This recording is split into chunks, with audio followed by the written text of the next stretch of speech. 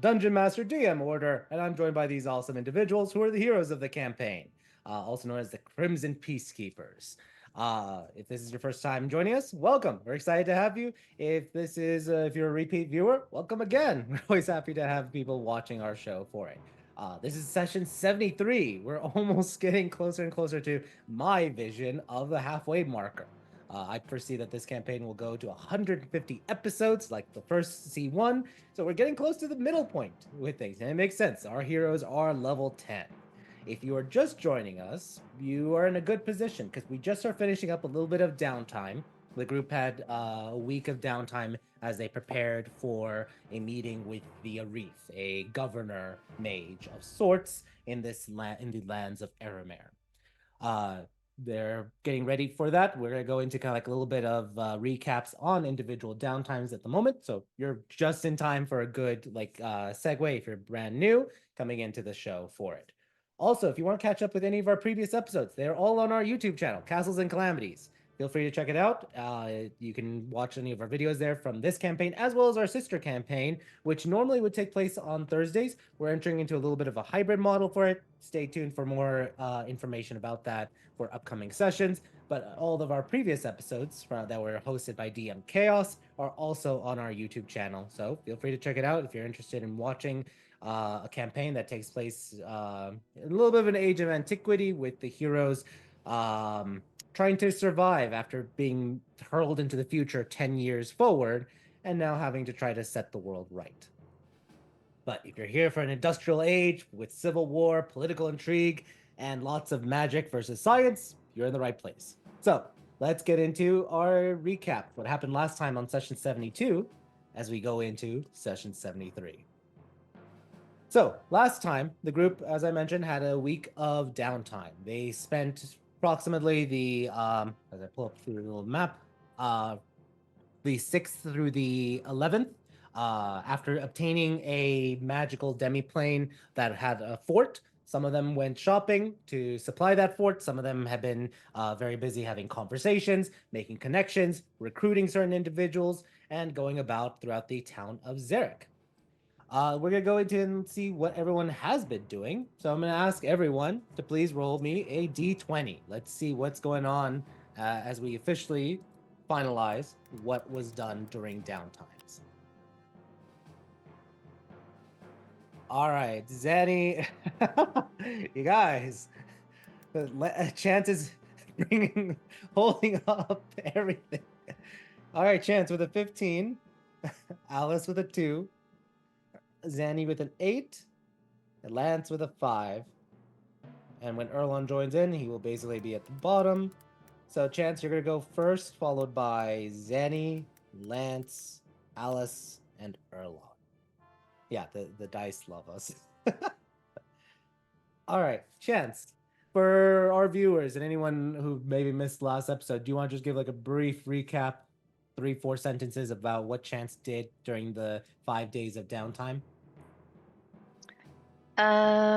She had a personal meeting with the Arif, and then she spoke with Emery Siren. Great. All right. And also, I think you got weapons as well for the skellies. So I think that was like the 3 highlights for you, I would imagine. So Those were the 3 things that we did. Yep. Were those the only 3 things she did? No. No. Highlight points. So cool. All right, Zanny. Brief paragraph, 4 or 5 sentences. What did Zanny do during the 5 days of downtime after getting the fort and getting ready for the Arif? Don't worry, I got this. You got this. Shopping. Shopping. There was a lot of shopping. That was about it. That really was about it. Zanny took the time to finally just like stop moving and did some shopping and finally set up her personal home lab. Really, the big notable stuff is she picked up a new shotgun, the Sunfire 2. She upgraded her alchemist supplies and got herself a fancy new magical syringe that helps her get magical spell slots back. So I've got more access to spell slots every day now. And the rest of it is mostly clothing, stuff defense, and then a lot of perfume. Yeah. Which you set in the fort's like kitchen area, I believe you mentioned. Is that true? The Uh, cabinet. yes, they are in one of the cabinets in the kitchen right now, and they are all currently labeled "Not food, do not eat." Yeah, I think it would be a bad time trying to drink perfume, especially magical perfume. Awesome. All right. And I think, yeah, that's great. Let's go very next to Lance. Lance, what did Lance do from the 5th through the 11th, or the 6th through the 11th in those 5 days after getting his fort? Not most of the stuff on his list. Which Um, was, for our viewers. he got armor because Lance is squishy and now is not as squishy because Lance hates using the mage armor spell because he forgets. Because Brian forgets. He bought a doll to annoy Erlon, and that'll come into play later. And he recruited is the appropriate word. Rescued, bought, whatever, an orphan off the street who is now his apprentice, ward, trainee, whatever. Recruited, bought. Wait, there's a lot of Conscripted, that's a good word. Conscripted for the cause. I think bribed would have been more accurate of what you actually happened, but all of you would be introduced to I found the Robin to my Batman. to his ward, who is very likely a Jason Todd situation. Little devil kid, named Deceit. So he is in the backgrounds attending to Lance's stuff behind the scenes. Yes, And his first job when when I go back and finish the rest of the things on my list is going to be helping make sure that beetles are fed. Gotcha. And nothing bad will ever happen with a kid named Deceit. All right. He seems like an honest kid. All right. I told him I would turn him into a toad or something. Yeah, you did threaten him. Good. So child issues aside, great. Thank you for letting us know that, Lance.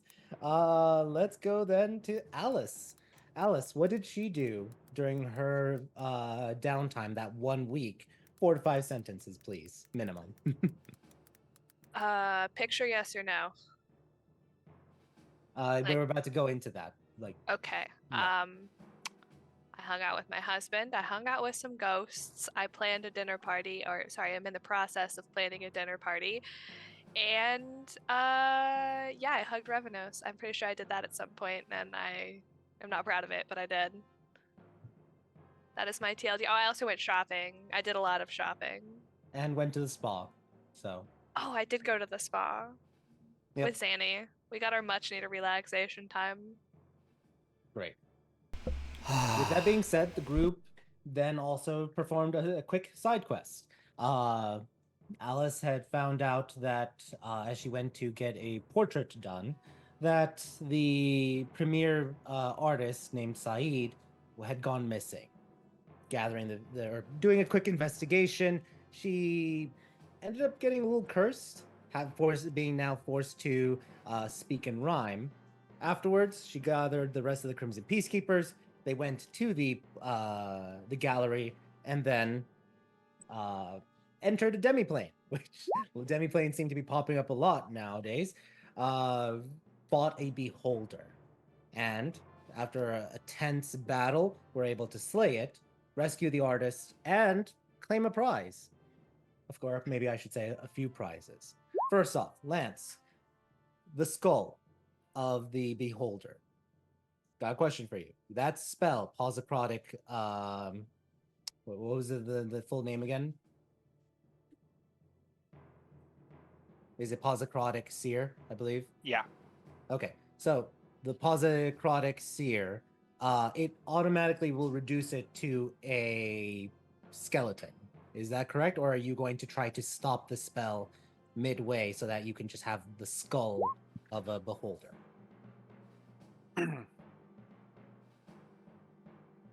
Well, to reduce it to a skeleton, so it would, since a beholder doesn't have the rest of the bones, it would just reduce it to the skull part, right?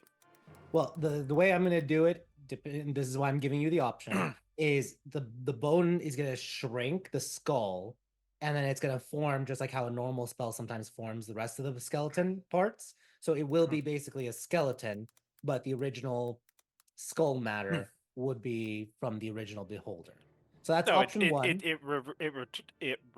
it forms it to a skeleton of whatever it was. The zombie that it creates uses a humanoid zombie stat block, but when it inerts to whatever creature type it was, is what we decided. Skeleton. It's Okay. just inert. So I can't use it unless I know how to raise that type of skeleton. Gotcha. Okay, then yeah. So So now you have a skull of a beholder then. Right. So I Okay. can't do anything with it until I learn how to raise aberrants. Yes. But I just have a Giant beholder skull. It yeah. is not. I know you're doing this, and that's fine. Yeah. But it's huge. It's a large creature. So right, like because the example we use is like if I used it on a bear, it uses a standard zombie stat block. It doesn't use like a zombie bear stat block. But Yep. when it's done, I would have a bear skeleton. correct. And then I would have to use the raised beast to raise a bear skeleton. Mm-hmm. But it is a bear skeleton when it's done. So Gotcha. And thank you for clarifying that. There's a Yeah. lot of spells, so just trying to keep Yep. up with them all for it. So great. But- So yes, you have the skull. Where are you putting that? Are you putting that large skull in the fort, in your room, or in like a foyer, like to showcase it? Where are you putting that skull? will the other people let me put it in the foyer? Of your fort? I don't know. Let's ask them right now. I mean, I have a question before that. When we just get out of the thing, are you making it a skull immediately, or is there time for us to harvest things? It takes 24 hours. Because I would like the center eye, the one that no magic. Yeah, you can try to harvest it. It is a little reduced because it's zombified, but you can definitely roll a survival check. Well, I'm gonna ask, are you guys gonna try to do this in the guy's gallery or take it home? And then I mean, if Lance can stop the spell, like we've only been out of the picture for like get it pun 5 seconds. So it hasn't reduced much because it's just, but like if we wait an hour to get home, so I just want him to stop the spell and then we can get it home and then we can deal with it there. I can't stop the spell, but it does take 24 hours to fully burn off. So once the spell's going, it takes 24 hours before it becomes a skeleton. Right, but like how much would the like eyeball be reduced in the amount of time it would take us to get home? 124. Yeah, it would take 24 hours for it to be fully reduced. It would lose like a slight percentage, but it still is powerful and viable. I mean, if it's natural decomposition, the eyes are one of the last things. Yeah. So we're time souping this part. Roll whoever's helping Chance harvest it, like rip out the. Yeah, the I don't think eyeball. I'm the one doing it. My survival is shit. I'm expecting somebody who deals with. Who's the survival junkie here among the group? I have a 2. It's usually I have a Erlon. 4. Yeah, I think it is Erlon. I have a All right, 5. let me pull up Erlon's stats. I have a 5 because I had trained in harvesting. Because Yeah. I'll like enhance ability and like give him advantage. Or I guess just us doing Erlon it is with a- him. Erlon's a 2, so it actually makes sense, Zanny, you with medicine and survival to be the 1. So you have the highest with the +5. Okay. And give you advantage. Can I work on the eye and also try to take those stalks off? Yep. And nothing fancy with the stalks, just cutting them off at the ends and taking them. Yeah, before you do any rolls, let me pull up the harvesting sheet that we've used. So give me 1 sec. It's in book 1 if that's the one you're using. What was that? Depending on which book you're using, it's in book 1 if you're using the 4-pack book. Yeah, I'm using Hammond's Harvesting Handbook. Yeah, it's in book 1. Cool.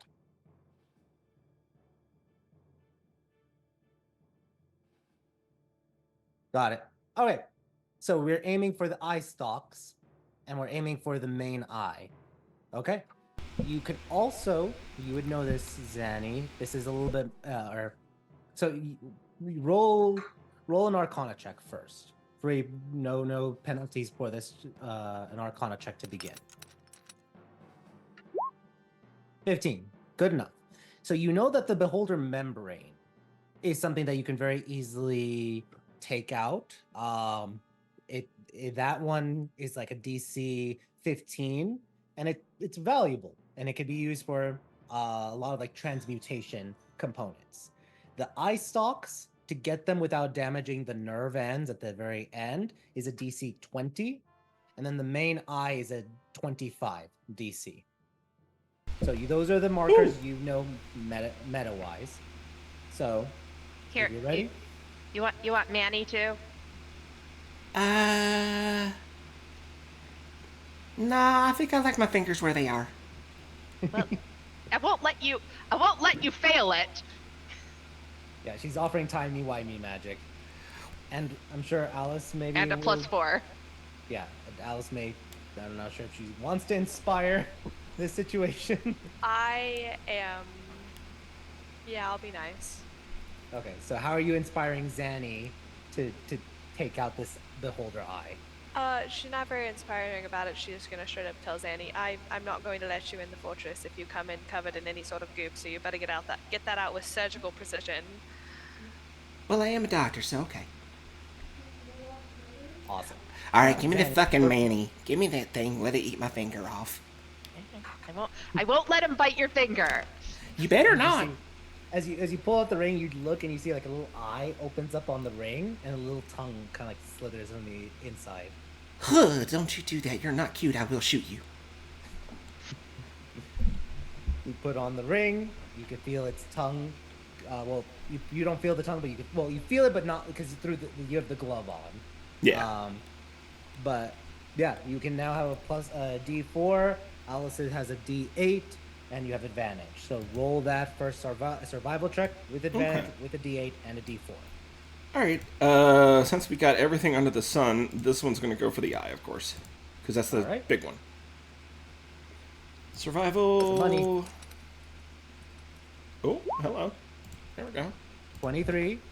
And you then- automatically get it because even if you roll a 1 on each one, it's going to be a 25. But just for fun, Well- go ahead and roll. Well, what I'm going to do is I'm going to take Manny and not use the Bardic. Okay. There we go. 25. So I mean, you could also take the Bardics. We got plenty more to. Yeah, but I got 2 more checks to you make. got 2 bards. I got 2 more checks to make. Yeah, and we've each got like 5 more Bardics. And I've already met the DC. Yeah. So cool.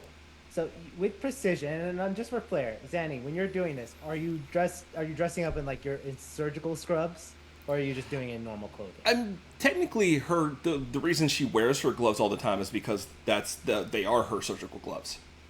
Okay. Because they great. just keep sterile. Because they're not of this world anyway. Yeah. I wasn't sure if you were like just for the fun of the scene, like putting on like a mask, like a surgeon's mask and surgeon scrubs. No, she's not putting a mask on, but she is putting like a she has like a one-eyed she has a pair of goggles that she has just straight up broken one eye out of and is wearing that. That is awesome. So okay, so you strap that one goggle eye to protect your normal eye, and you already have an eye patch, and you get to work, and you're able to carefully remove the beholder eye. You know that main beholder eye is worth 3,200 gold. So in silver, that's worth 32,000 silver. But you guys might be using it as like for its magical purposes instead of just selling it. I already have a plan. Yep. think Cool. So, I think Zanny's just basically lifting it out and it's just cutting the back end. yep. So you get the main eye. Let's go into the eye stalk. All right. Go ahead, roll again. You can use Manny again, because Manny is non-stop as many times as you want, as long as you don't roll a natural one. And Right. you have advantage, I'm assuming, because chances spell is still going. Okay. Glad I had advantage. 12. Let's use the whole shebang. There's Manny There's 16. and You need a 4 for this. 50-50 chance. I mean, wait, that's a D4 I was about to roll. That one, please. There we go. All right. You're able to harvest multiple eye stalks. Let me roll.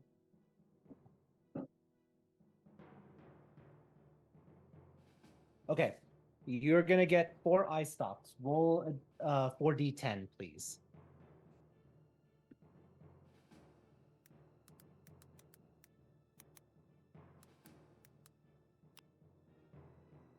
All right. Oh my. Do another reroll because one of them's a duplicate. Okay. Just one reroll of D10? Yep, because you roll 2 4s, so just Got reroll you. that 4. 9. Okay, so mark this down. You're going to get. Let me pull this in a separate screen. You're going to get the first one, which is that 6, the telekinetic ray. So that can be transformed into a wand with enough time and magical component, but that's the telekinetic ray eye stalk. So that's the first one. Second one is the slowing ray to cast slow on a creature. Again, same thing, magic time to make that into a wand. The third one is a charm eye stalk. And then the last one, that 9, is the disintegration eye stalk. And that's what you're able to collect from those 4 eye stalks.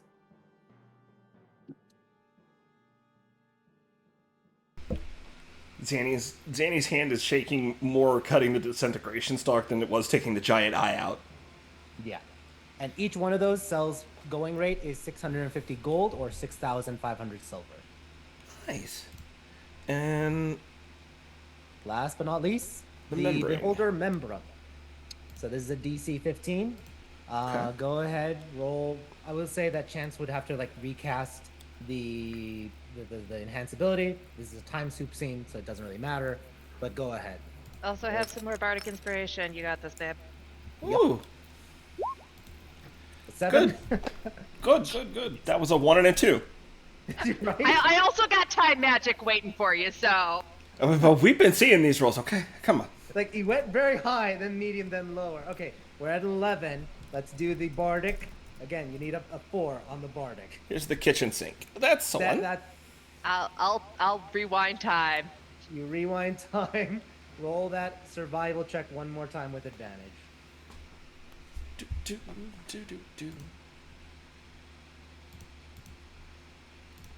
Don't bite my finger off, you 1, 5. friggin' you need a ring. 10. You need a 10. 13. There you go. Oh, well, I had a 10 before. No. 7 plus 4 was 11 plus 1. Oh, You needed a So I 15 took- total. I needed a 15 That's what I total. was saying. You had My a bad. 4 You and needed a 1. at least a 10 on the main dice roll. Gotcha. Exactly.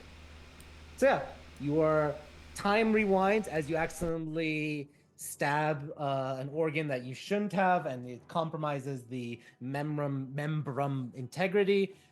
And then Chance rewinds time for you. You don't cut it, and you scoop it carefully and are able to take it out. And now you can add membrum to your inventory, worth 450 silver. That can just be used for alchemical potions, or just sell it for 450 extra silver in your pocket. And you said the market value for those stocks were how much again? 600? 650 gold, so 6,500 silver each. Gotcha. Thank you. Yep. All right. You are successfully able to harvest all the beholder stuff. Anything? So, with that being said, it's been caved out. What are you guys doing now? To my original question and Lance's question, the skull. Are you gonna allow it to be in the foyer, inside Lance's room, or somewhere else? I'm not. I mean, I don't personally care. I think if we're going to keep kids around, they might start trying to turn it into a jungle gym.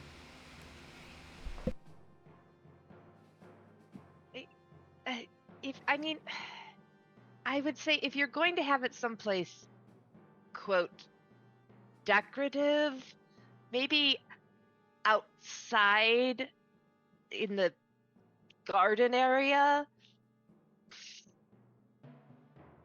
Well, I could keep it in my room because then I can start trying to figure out how to revive it. Also, that. Because, Death Tyrant on our side could be fun. Yeah. I mean, I ain't the biggest fan of it being out in the middle of the hall, so if you want to take it to your place, your room, and study it, I'm definitely much more for that. Okay, I'll go put it in one of the lab rooms upstairs. Lance, roll an Arcana check.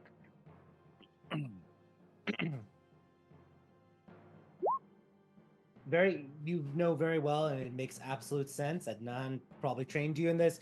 You need at least every day to spend one spell slot, a first level spell, to put up a ward, just in case, to avoid any aberrant corruption in any of the halls. Yeah, So that's fair. it's a simple spell. You don't even there's no spell you have to learn. It's just like the warding, and you have to spend a first level spell slot every day for it. Yeah, that's fair. And that is warding a room, so it's multiple items can be warded in that room with it. Right. All right. This is the safe room of not corrupt the entire plane and turn everybody evil inside. Yeah, you don't want this clean demiplane to start having eyes popping up everywhere. Yeah. Just slapping a big piece of paper on it that says "Corrupt Bone Rune. Do not enter without Lance." Corrupt. All right, great. Because that doesn't make all the kids want to go inside. Not at all. All right, pulling it back. So that was fun. That was great. Alice, your reward. So you are asking for a portrait, correct? Yes. And yes. do you? So I'm gonna ask you this: you want the people to be posing for it, or do you want the artist to be doing it from his memory? Oh no, we're going in to sit for this portrait. Okay. So Alice, pitch the idea to them, and I'm gonna start asking questions to the rest of the group. Oh, darling, we're not pitching the idea to them. This is Alice saying that we need to go out and run some errands, and she needs the assistance of absolutely everybody in the group because it pertains to all of us. Because this is very, very, very, very important world-saving business that we're about to get up to. And only when they're sitting down in the seat, she's going to go, "Okay, now sit here. We're going to get a portrait taken, or drawn, painted." You don't want us wearing our best clothes? No, I don't care. Alan will rip his best clothes. I'm wearing my best clothes, so that might be an indication. But no, Alice is. Also, what are we doing with this portrait? We're going to hang it in the fortress. In the foyer. Something nice in the foyer, not a skull. And this is going to, just to confirm, this is a moving painting, right? Yes. So for Erlon, he could be literally flexing his muscles in different ways over and over again. I don't want us to look too nice. I want it to look like, us. Our everyday. It's not for people to see. It's just for us to remember where we are at this point. I mean, what happens in 6 months when we look completely different? I'm going to look back and go, oh, I was so small then. I'm so muscular now. Awesome. So, does anyone object to taking a moving portrait? Oh no, I'm in.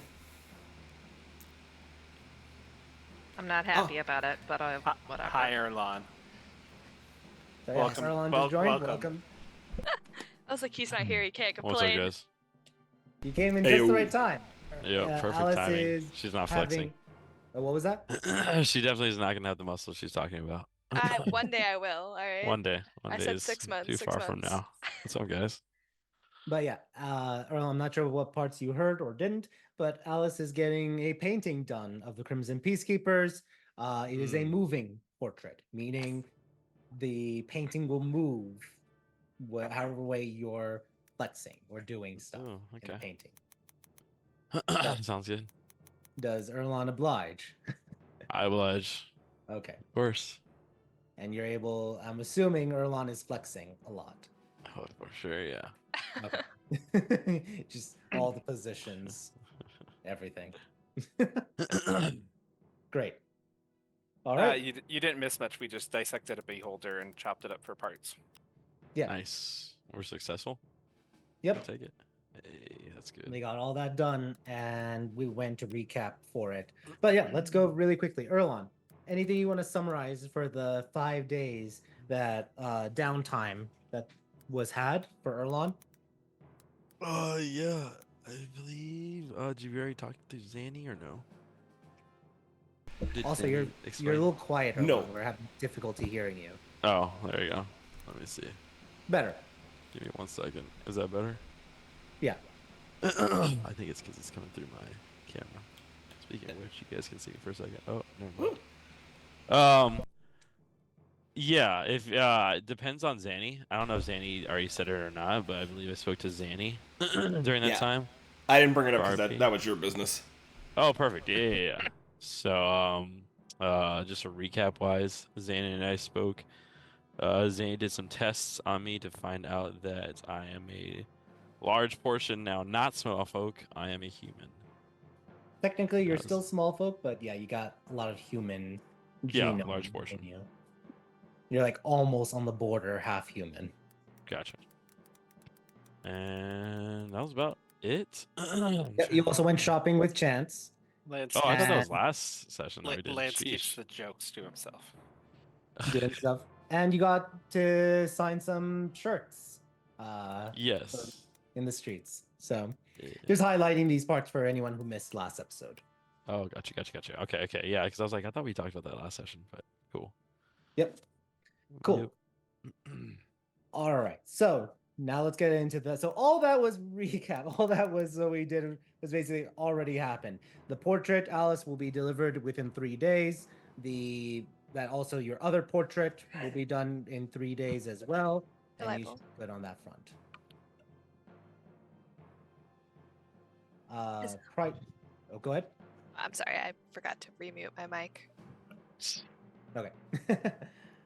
With that being said, now we're coming in. This is now the present day. It is the 12th of harvest. You all are meeting the Arif at the Castle of Books. That is the main castle in the city.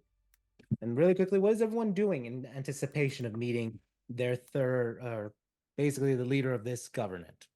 Let's go down the list. Chance, anything in particular you're doing as you're getting ready to have this conversation with Arif Soledad Alitani? Not anything particular, just sort of the same. She's already been there, so she knows kind of what to expect. Great. All right. Zanny, anything Zanny's doing in the morning before heading with the rest of the group towards the Castle of Books?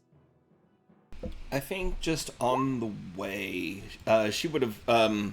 She would have made sure that she was, that her outfit was clean and nice, and made sure that she actually fixed her hair. But she would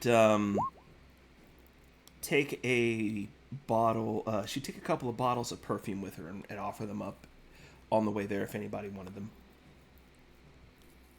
Great. Do you tell people what the perfume does, or are you just pitching it as normal perfume? I'll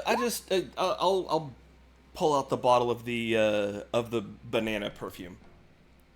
And just go. And I don't know if you all are interested or not, but since we're gonna go talk to some high and mighties, I bought this for y'all that go and chat to people. This is some perfumes. It's magical and it'll actually help you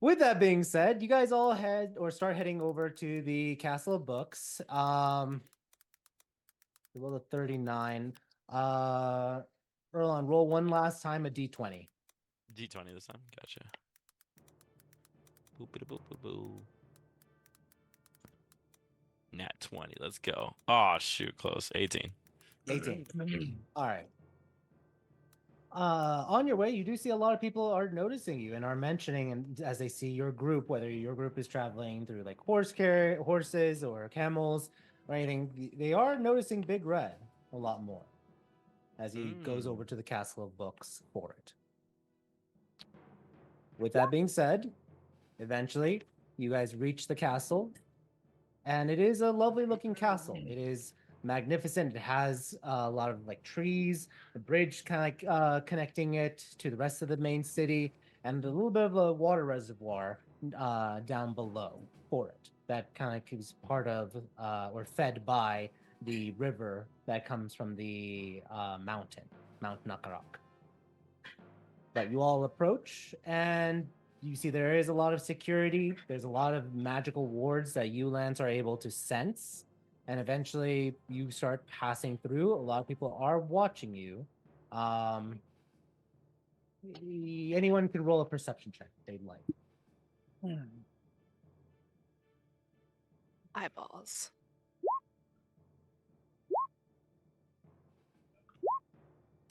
I see nothing. You're not tripping or anything, so you do see something. But Chance, this makes sense. You know from coming here 2 days ago, there are a lot of detectors, like detection magic about.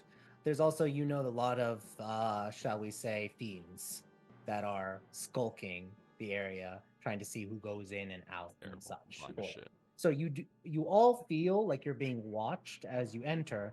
Chance a little bit more sensitive to it, just because she knows not just that they're being watched, but also that some of them are less benevolent at watching. Yeah, Hamra and Sheldon can't come in, and neither can, the other one. The other Jack or Quibble, the other Well, one. yeah, I mean, Jack can't either, but the other one was Quibble. Yeah, and if you guys brought your familiars, you'd notice that at a certain point they're like walking, and it's like they're walking into a wall, kind of like video game style. They're not just like smashing it, just like they're walking in place and just can't get closer. All right. Any comments? What happens to all the stellies? That's gonna be. We're about to get to that. Because you're about to enter, and then there's like a giant warded area inside. We're about to get to that. So, you guys enter, or any comments before you enter, or Lance, you even asked that to Chance? Oh no. No, that's fine. Yeah. Okay. Chance, what are they going to do about my skeletons? Are they going to take them again? They might. Are they in the bag? I didn't have. Yeah. I mean, I did have my bag before, but my bag didn't have anything noteworthy in it. No. But they are gonna like check, so they might make the skeletons stay out or confiscate your bag. I'm not sure. Lance is holding 4 bags, each of which has something that probably can't go in. Yeah, Lance, you would know that usually like people only have one bag. Having multiple bags of holding, while not necessarily bad, is a little frowned upon in key areas because of the nature that you can literally just create a bomb by sticking one into the other. So not illegal, definitely frowned upon. Can Lance have thought about this and left them all at home? Absolutely. Okay. You are native here. You definitely would have the foresight. Lance would have brought in 1 bag of normal things that could go inside. Fair. And yeah, that is something that like any bags of holding, they and it just makes sense. If you're walking around with more than 1 bag of holding, you're pretty much walking around with a bomb. Also, I mean, hopefully we reach the point, at least in the city, where we don't have to take everything with us all the time. Yeah. He still would have brought Nima. Sure. Fair. Okay. Anima's out of the back, correct? Yes. Okay. So I she's think at this walking. point he's walking around with Nima. Okay. You do get more looks again because she doesn't look like a normal skeleton. But other than that, no one stops you. You go through the palace, the gates, and you see that there's a long hallway, and you could definitely feel like the wards in this place. As you move forward, you feel like a dispelling effect on all of your gear and everything. Nima almost buckles for a moment, but still remains animated and is able to hobble to the other side. Uh, at which point, the mage does come up and ask you about that skeleton, just to confirm that it is yours. Yeah, she's mine. Okay, we just basic procedure. You gotta make sure that they're unarmed. So it's a silly rule, but you gotta do it. The mage tells you. Nima, please hand this nice man your weapons. Nima takes off her gear and hands it to them. And you would remember, Lance, that there have been some times where necromancers, have their skeletons carrying stuff around, or their zombies carrying stuff around. It just they cannot be armed in like government buildings. Lance is now straight off. Nima, say thank you. And the guy just like, all right, you are escorted to one of the one of the studies after mentioning that you have an appointment. They confirm who you are, and then they lead you to an area, and you are right now in a study. Let me get the map for it. I'll say you are now in the the western study. Chance, you were previously in the southern. This is a brand new study, but looks pretty much identical for it.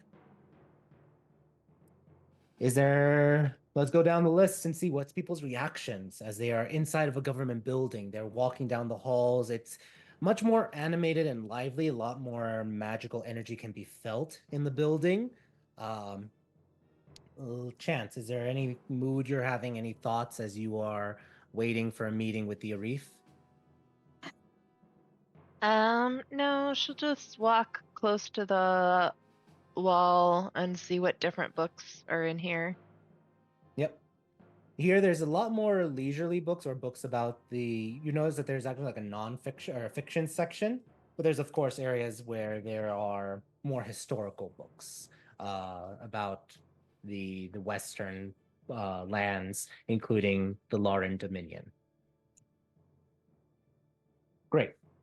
Zanny, is Zanny doing anything? Is she thinking about anything or doing anything? Her reaction as she's walking down these majestic, large, vaulted halls and libraries? I think she's just mentally comparing it to like the castles and palaces that she would see back home.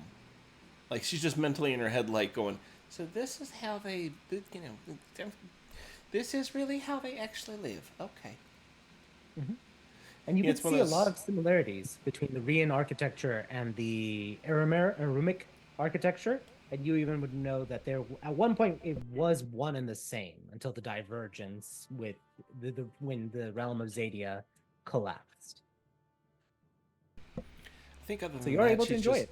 yeah. Other than that, she's just kind of probably absentmindedly grabbing a book and flipping through the pages. Great.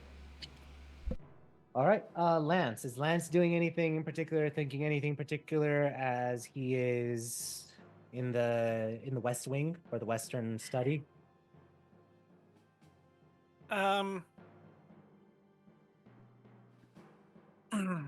No, I'm sure if we're gonna be hanging out in here for a while waiting, he's probably just grabs a book randomly and just starts flipping through it. Great. Let me just roll to see. Huh. You grab a book and it accounts for different reported curses that have been happening in the past for it, like the last 13 centuries of dark magic curses. and how the government responded to them. All right, Alice. They just hear Lance mumbling, idiots. Everyone always ends up overplaying their hand, and then some paladin comes along and writes an annulment. All right, Alice. What is Alice doing or saying or thinking as she's in the Western Hall, in the Western study? She's trying to keep her cool. She is the absolute just picture perfect that she can be. She's just sitting there waiting as patiently as possible, but also she's thankful she's wearing a big skirt because her leg is shaking. You know the little like leg bounce thing? Yeah, she's going to town with the leg bounce thing. Great. And Erlon, anything Erlon is thinking, doing as he's inside this big library of sorts? Erlon is disgusted that he's surrounded by books because everybody else is probably so happy about it, and he's not. It's basically like shopping all over again, and he's just like, yay. Which one does Erlon hate more, being in a library or being in a shop? I'd surprisingly say probably library because first off, he can't be loud and exaggerated, which he is, and also because he doesn't have the patience to actually sit down and read a book. Fair. So yeah. It'll be hilarious if you ever play a spellcaster in any of the other campaigns. Jesus. Oh my god, it'd be great. All right.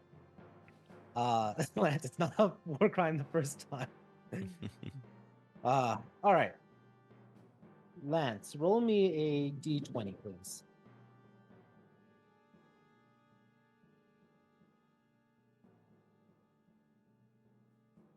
Lance, are you there? Uh-oh. Can you guys hear me? Yeah. Yeah. Okay, so it's not me. Okay, I just want to make sure I'm the only one with the Yeah, I camera think on, so I Lance wasn't went sure if I had froze, if Lance froze. Okay. Alice, roll a d20, please. Oh, happily. You guys ready for this? 7? Oh. What? Perfect. Oh, Okay. L. That happens. Okay, good. All right. Not long. You guys don't have to wait at all that very long before a mage comes forward. DM, that happens. A mage comes forward and nods to you all, indicating for you guys to follow them as the Arif is ready to see you. One by one, you all gather your things and head out of this library hall and to the main throne room. Let me prepare that map because you rolled a nat 20. Oh, was it for where we're gonna meet? Oh man.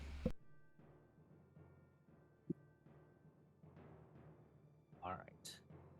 And actually, let me really quickly make sure we don't need action music. I just realized that. Apologies. Let's go with 1 sec. I'm definitely not looking over my spell list. Getting ready to murder somebody. No. Garden music was better. Okay. You are led to the throne room. And does everyone see the new map? Yes. Okay. Eat. You're at the Yep. bottom. The mage enters and announces you all. She announces the Crimson Peacekeepers. And you see at the far end is Soledad, the Arif Soledad Alitani. She is a half elf with a bit of a strange like crown that kind of like juts on the sides, emblematic of like wings on her head. And she wears a long like green dress with a traditional hava kind of like around her. I don't get it. What's her relationship to Nip? Yeah, she's the same color as him. Just because like a person wears orange does not And mean it's that kind of they... scaly, and she's got the fish ears. I see it. No. All right, hold on. I think Lance just went out hotspotting in. Okay, great. So Lance should be here momentarily, so hopefully he comes back. As I was saying, the Arif is sitting in her throne. You see that there's a lot of green color, and that is kind of like the color for Nonabel, and for Zarek is green. Green and blue are the main colors for it. You do notice that there are two small like braziers that have a little bit of they're emanating a little bit of heat and a little bit of smoke. Not a lot, nothing pungent or anything, but just a little bit. Whether it's for style or magic or something else, you all are not sure.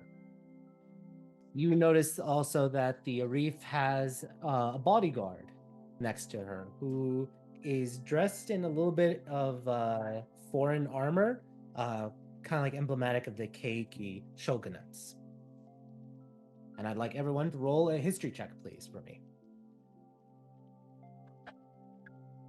I'm back. My internet dropped. Yeah, no, sorry, I'm not sure why you dropped it. Hey, or I know why you dropped. You said the Wi-Fi went out. Sorry that it dropped for that. Yeah, you didn't miss anything. You just moved in. Alice rolled a nat 20, and we moved the scene over to the throne room. Cool. Okay, Lance, everyone but Alice, and it kind of makes sense since Alice has been a little busy, preoccupied with things. But it's hilarious that even the two gnomes, or sorry, the two Rians know who she is, and Alice does not. But you all notice the Arif from the government from Rah, the city, that she'd been reported in the newspapers. And then lastly, everyone except Alice would at least recognize from the armor and the attire a general from the West. He is dark-skinned, nice crisp beard, cut military hair, blue and tan and gold coloring, emblematic of like kind of the royal family and Sultana Fatima herself. You all are announced, and Soledad kind of like looks at the general, and the general's like, "Oh, so these are the Crimson Peacekeepers we've heard about. Welcome." And Soledad looks and she's like, "And that's it. You're excused, General." Your Arif, I think the Sultana would wish for me to be present during any conversations you have with heroes. Well, the Sultana is not here, and I don't care. Get out. There's tension in the room. All right, I know when to push and when to pull. We'll talk later. Arif, he bows to the other, Arif Katerina. Then he looks at you all. Hopefully we'll get connected after your private meeting with the Arif. Good day. Nice to meet you. I'm sure we'll have other things to talk with you. Of course. Good day. Oh, and as he's like turning, Alice Mazer, I heard you're having a dinner party coming up. No? Yes, darling. Great. How would you? Is it an open invitation sort of deal, or something that I must hope to receive something in the mail? Are we Alice, you linked can up, roll- Zinni? Before anything, Alice, you can roll an insight check on that. Okay. Yeah, this is a strong indicator. He's asking you to make sure he gets invited. I kind of picked up on Don't. that one. It's a very forward way, but definitely from like his position of just very casual, friendly, but a very forward way. Yes. What is your response? Well, darling, the invitations are going out later, and I will tell you it is a small, intimate affair. So, perhaps you will receive one. We shall see, I suppose. We shall see, I suppose. I hope I am favored enough by the Mizares, especially in their hour of need. Friends of the community are definitely something we all want. Good day. And he heads out. Yeah, that's also small 100 people. That's small. If I wanted everybody, we'd be throwing a ball. All right. Not a ball. Soledad's like, you're also dismissed. Thank you. The mage kind of like bows and heads out.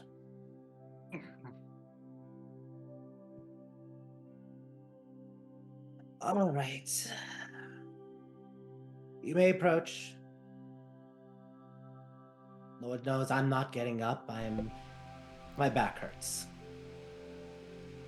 Not getting any younger either. Neither am I, anyway. That's the first time I've ever seen Chance move forward first. She's just like Alice, I love her. Can I call her grandma? Yeah, it's the intrusive thoughts. I'm gonna call her mommy. Well, you're already mommy, so I have to call her grandmommy. And this is why Chance was moving first. All right. Pleasantries, just assume them here. I don't really have too much time for long speeches, and I will just put this out here. I hate long answers and long speeches. Over here is my bodyguard, the right hand, Caesar. That's what he goes by. He's a quiet individual, not really going to be talking to you all, but at least showing him the courtesy that he's going to be in the room with us. I trust him. And then we have Katerina Nokova, the Arif or former Arif. She still has her title. And you notice that was an intentional like slip, like for Arif. Katerina is trusted and under my protection while her city is occupied. You five have been stirring things up quite a bit across the lands and in my city. So, first off, well done reaching a threshold of power. And what do you want? You invited us this time. I know. I'm asking, what do you want to do with that power? Oh. That you've accumulated. The fame of Big Red. The fortress you have received from the slivers. The oracular powers that are budding. And the fortune that it is starting to turn towards your families. She says the last part towards Alice. You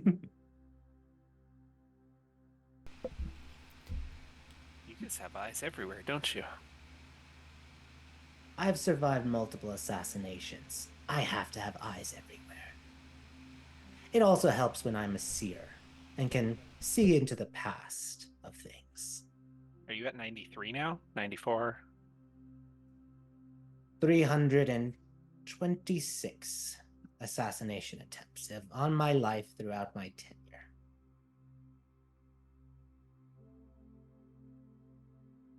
Far more than 96. She chuckles. Lance knew that. He was just trying to mess with her. So I ask my question. Heroes, what do you want to do with your power? Stop the Harbingers. Good. End the Civil War. Yeah. Better. So, I have a vested interest in the Civil War. And I have called upon you here because I know heroes want to do good. Stopping the Harbingers is an important thing. The future is getting cloudier. I am unable to peer forward more than a month or two into the future.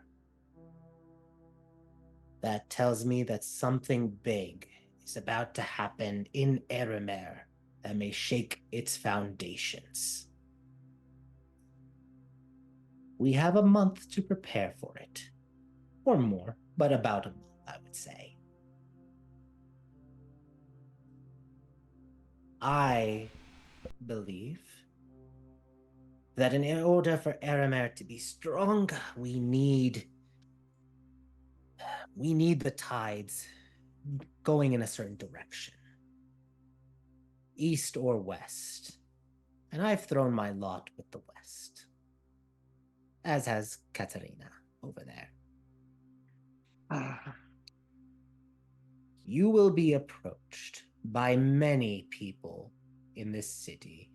The general is one of many, and he is at least noble-hearted and good-intentioned. A lot of people are good-intentioned for things. But you'll be approached by individuals who are opportunists. They want the West to succeed, even if it means corrupting the West so long as the East loses. They are playing into the hands of the Harbingers, whether they are part of them or not. So beware of that.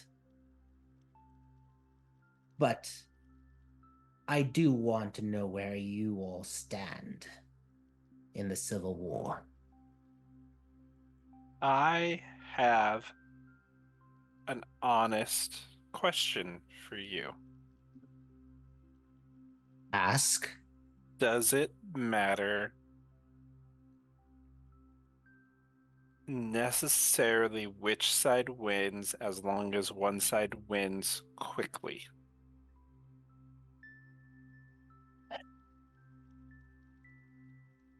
It's interesting.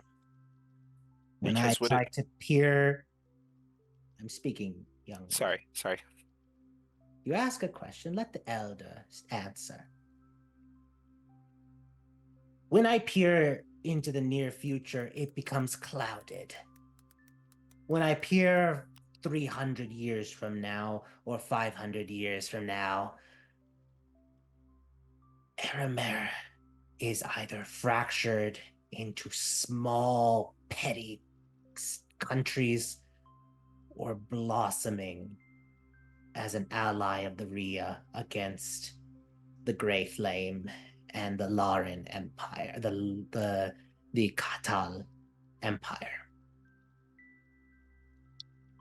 It changes whether it is an ally representing magic or representing technology. So, to answer your question, no, it does not matter.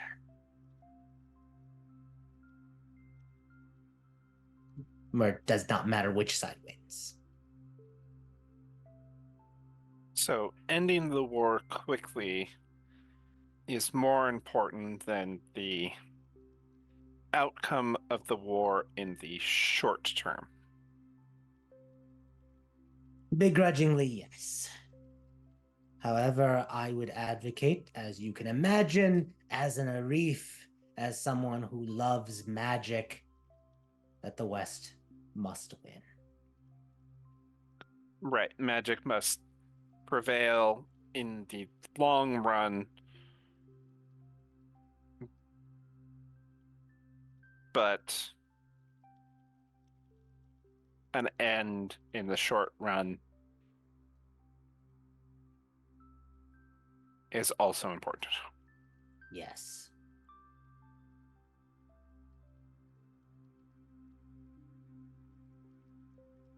Okay. So, where do you stand, Lancel Blacksands?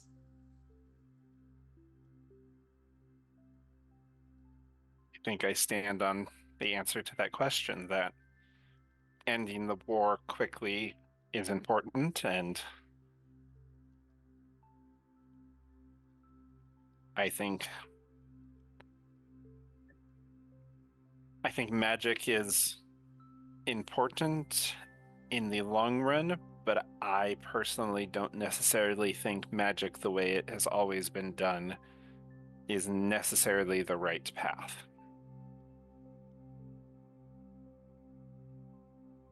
I think there can be advancements in magic without completely blocking magic. I think the reason the East exists at all is that the magic has been so limited and restrictive that you created a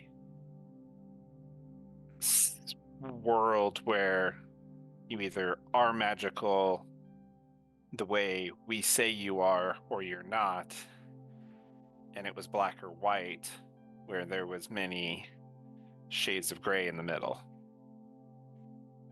And I think those shades of gray ended up creating this new version of what is technology, and that's what drove the East to become a thing.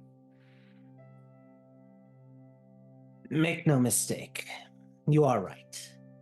But make no mistake, ultimately, magic and technology are alone incompatible with each other. They interfere with one another. Electrical currents and electricity seem to weaken wards.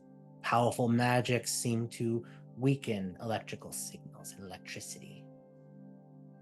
The more powerful the magic, the more dampening effect it has, the more advanced technology becomes, the more it weakens magic. I'd argue that the principles for either are similar. What do you mean? The innovation, whether you're innovating new spells or innovating new products, the skills to create new is the same. It's just matter whether you're using mana or electricity. Yes. And that's why I think Lance's point that as long as there is a winner in the short run, that is important. East or West, whoever wins is not going to be a clear vision of East or a clear vision of West. It will be influenced. What about you, Alice Mazer? Where do you stand in the war? Every time I think I have an answer to that question, one side does something that I'm like, oh, that's really how you want to go about it? And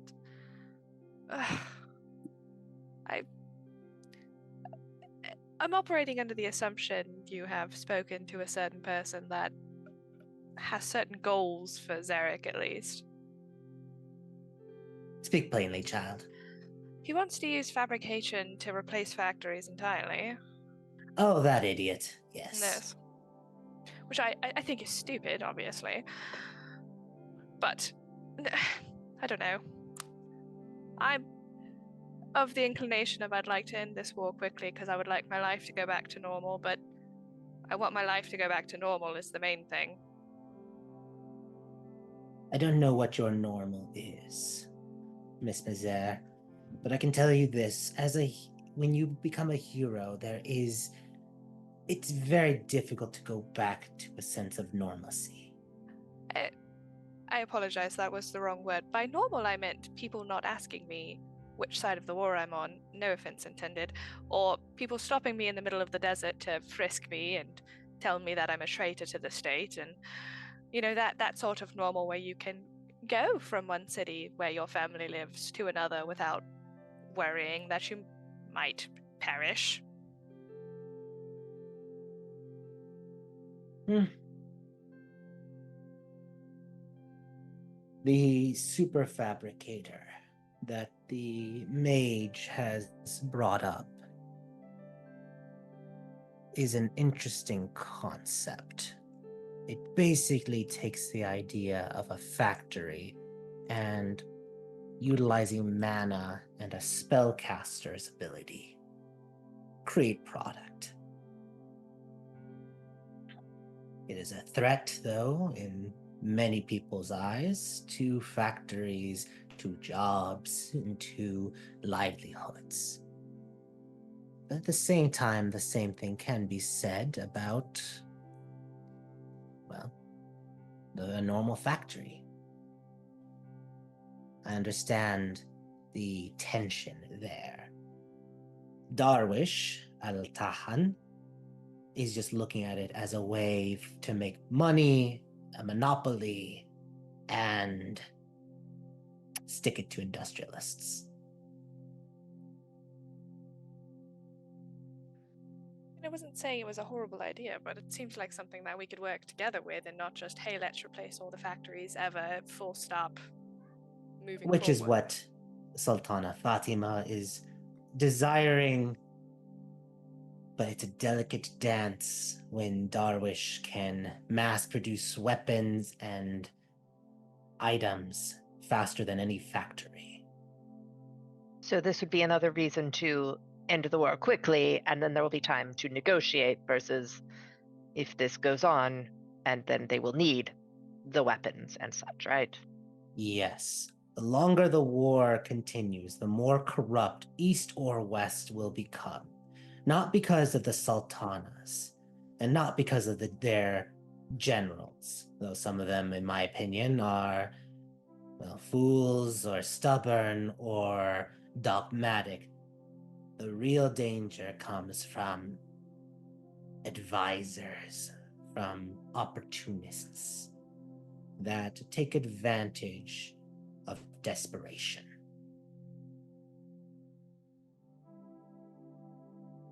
A quick weapon cache shipment at the cost of integrity is a very tempting price when you want to save your soldiers' lives.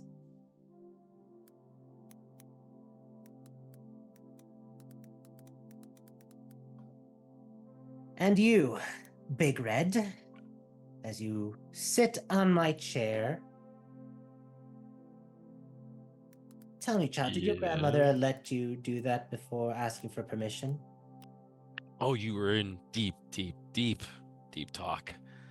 And I didn't want to, just Oh, you mess think I that up. give long answers? I mean, yes, if I need to be honest to you. Okay. But hey, you know what? It's fine. That's why I let them do the talking. Now I've learned my lesson in plenty of other occasions, and I don't really deal much with politics. Last person that asked me about politics, I feel like I might have given the right answer, may have been the wrong answer, but Well, let me ask you this. huh. Big Red, where Yep. do you stand in the war? Oh, see, and that's where I'll give you a very quick answer. I just stand with my friends and myself. So, And that is a load of horse shit. okay. If that You was, are a okay. hero. Yep. Yeah. Stand up for what you believe in. All of you are going to have to stand up and either say east, west, or fuck it. None at all. I think And that's exactly what I let said. them fight it out. That's kind of what I just said. So if you want to stand aside and let the friends of your friends die and suffer, so be it. But if you have the convictions of a hero, as they say, Big Red, Yep. you'll make a decision. Well, I feel like war is pretty unnecessary, because there's a lot of other shit to worry about, and one being not talking so much. How would you end the war then? you know what? We could just all hold hands in a nice, loving way and find a common denominator that we all hate or love and go from there. And who will enforce that common Um, denominator? Maybe it might be me. Maybe it might be you. In the end, who honestly gives a fuck, as you said so nicely? Hmm.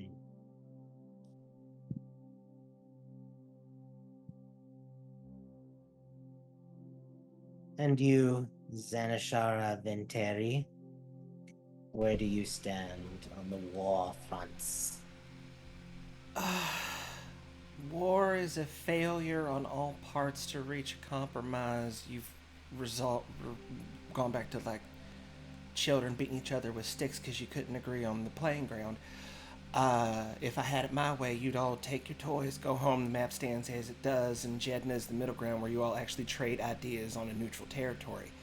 But I also ain't from your country, and so I don't know why you're asking my opinion other than the principle of it. Because I ain't from here, but if you ask me for who I want to win, me and my family has always stood on the side of hope, and hope is the goddess of magic, and so I think you would naturally get to the end and think, well, I think we like the West. Plus, my best friend lives here, so I kind of don't want them to get burned to the ground. An honest enough answer. The reason I ask is because at the end of the day, you all have been chosen not just as normal adventurers or heroes. You've been chosen by the slivers to tip the scale.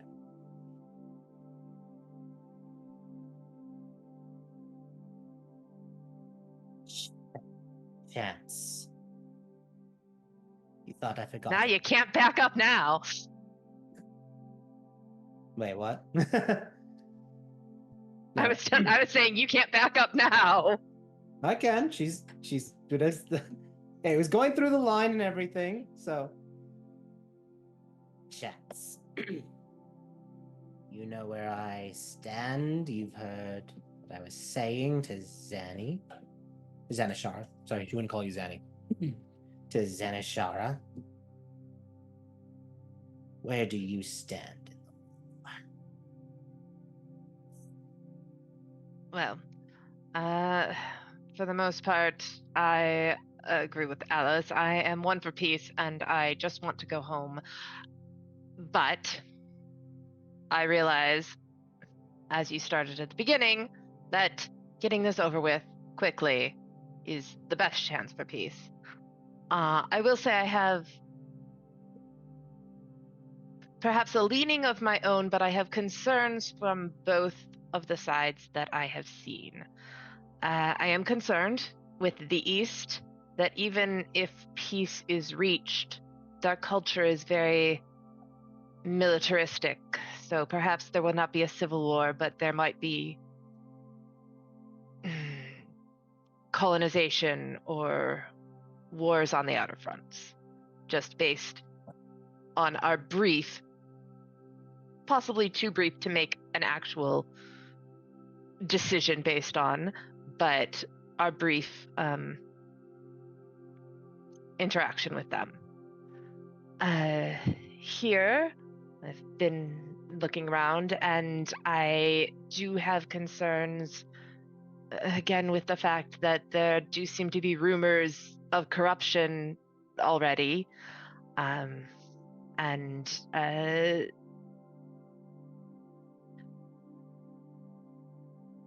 devils and fiends trying to take advantage of situations.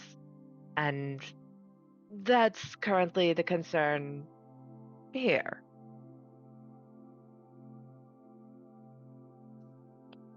Yes. That nothing has changed. Nothing will change. It is all too easy to fall back into old and bad habits. Fatima wants to do good, but then gets saddled with a war after only a few years into her tenure because people are stubborn to change for the better.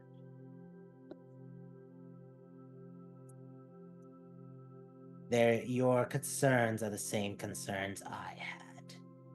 Although the East is full of good people and has this sense of merit above all things, proving your worth, constantly proving your worth, it is very easy for a military to go beyond its means. And then you have the West, and it's a familiar court, a familiar battlefield I am used to. She stretches. Mind you, as a DM, I'm literally pushing my neck down to pretend to be hers, and my neck hurts. Okay.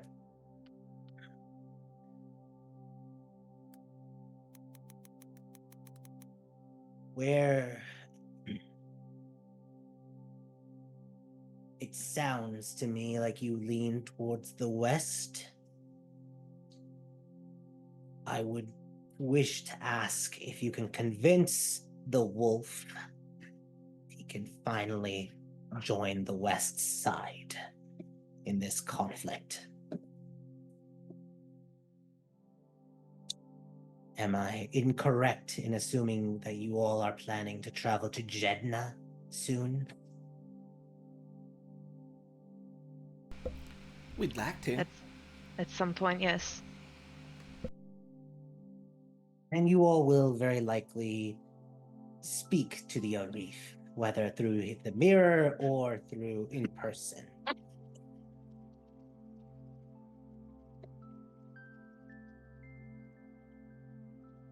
Probably. Will you convince him to join the West? We will give him our recommendations based much like we did to you. Our experiences and our recommendations. What he takes from it is his own mind.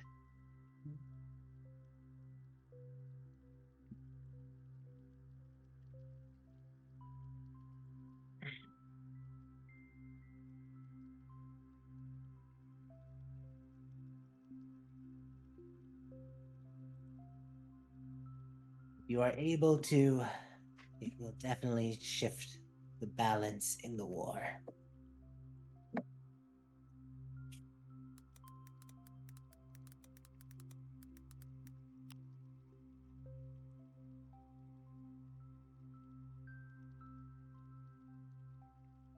Sensing the room, let me ask, because we're almost about to hit the a good time for a break. What is people's thoughts, the character-wise, in this moment? Let's start with Chance. What is Chance thinking as the Arif pauses and ponders? That it's nothing new. Like, just this is kind of already what our plan was, and kind of what I saw from her. So, just yeah. All right. Zanny, what's Zanny's thinking or body language as she's talking to the Arif? I don't think she's hiding it. I think she's slightly agitated at the discussion and at the whole being summoned to be grilled. But she's just kind of sitting there, biting her tongue. Okay. I mean, just to make sure I heard, agitated for being summoned to what exactly again? Like, she summoned us, and, at least, I don't know about anybody else, I was under the impression maybe they had something big to discuss, but we walk in and what are your plans? I'm sorry, are we dating your daughter or son? What are your intentions? To fucking live and be heroes, goddammit. What the fuck do you think else? But she's thinking that real hard, but she's just sitting there biting her tongue. Fair. Erlana, I think she has a daughter. Lance, what's Lance's thoughts or opinion, or his body language and or thoughts in this moment?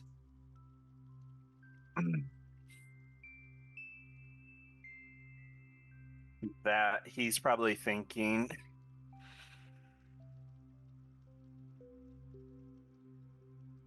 that it's probably faster to end the war by joining the East in the short term. But he's not gonna stop them from joining the West. He's gonna go with the group on this one. Gotcha. All right. Alice, what is Alice thinking? And her body language. Her body language is that she feels wildly overdressed to speak to this lady because she was expecting, much like Zanny, a little bit more fanfare and a little less what the fuck do you want from me? So Alice is also a little bit peeved from that. But she's also, it wasn't what she expected, so she's a little bit deflated and annoyed. Gotcha. And Erlon over there on the couch. Oh, What's his body Erlon language? his body language is literally just slouched over in this couch, just kind of legs kicked up, just waiting for this to be over. All right. He's very unamused. Roll d20. Natural 20. She definitely sees it.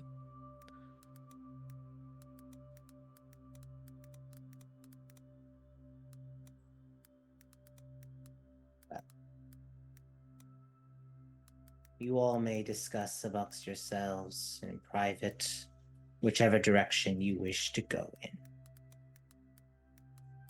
My summoning you here was first and foremost to understand where you all stand, and to also make a statement of sorts.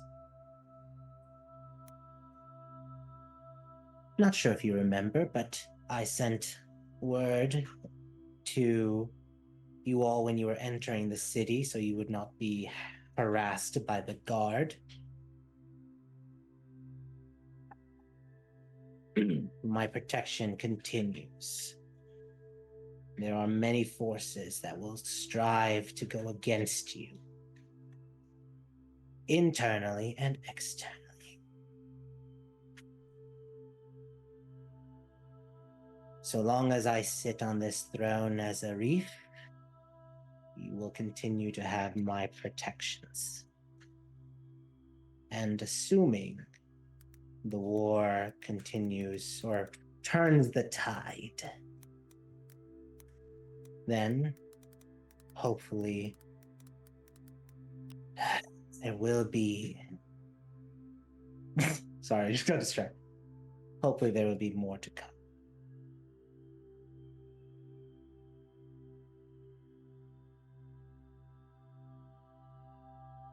Consider for a moment what you all wish from Eramer.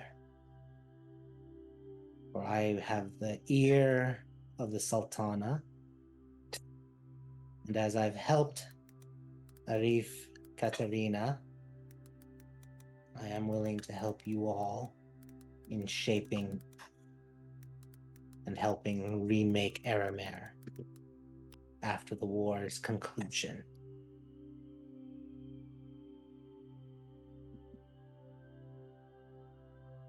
And it's there. We're going to take a 15-minute break. So fun times there for everyone. So for everyone out there, stay tuned. We have a special we're going to be doing. We have been working behind the scenes on creating a video of sorts explaining castles and calamities. So feel free to stay and listen to it. And yeah, I hope everyone enjoys the video we made. So, and I'll see all of y'all in 15 minutes. Take care.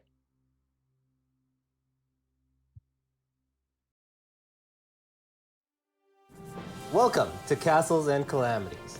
We're an American Dungeons & Dragons actual play web series, currently running 2 weekly games, one on Tuesdays and one on Thursdays. Our shows started streaming in August 2023 and have brought forward hundreds of episodes full of incredible story, memorable characters, complex NPCs, emotional role-playing, and exhilarating combat. We have lore, we have heroes, we have magic, love, and wit. So let's dive in with a little special insight video about Castles and Calamities. Join us as we tell you a bit about our journey, starting with first who we are. We've gained and lost people along the way, but the 4 of us you hear today are 4 of those who helped create Castles and Calamities and have been here since the beginning.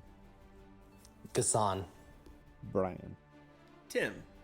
And Aaron. Over time, we've grown beyond the original 4 and currently have 9 players spread out across 2 campaigns. We are a group of friends who started playing during the pandemic. A lot of bad things happened in 2020, but one of the good things that came out of it was the popularization of online campaigns. Our first campaign together started in March of 2020 when several of the original players met through a campaign they found on a Facebook post.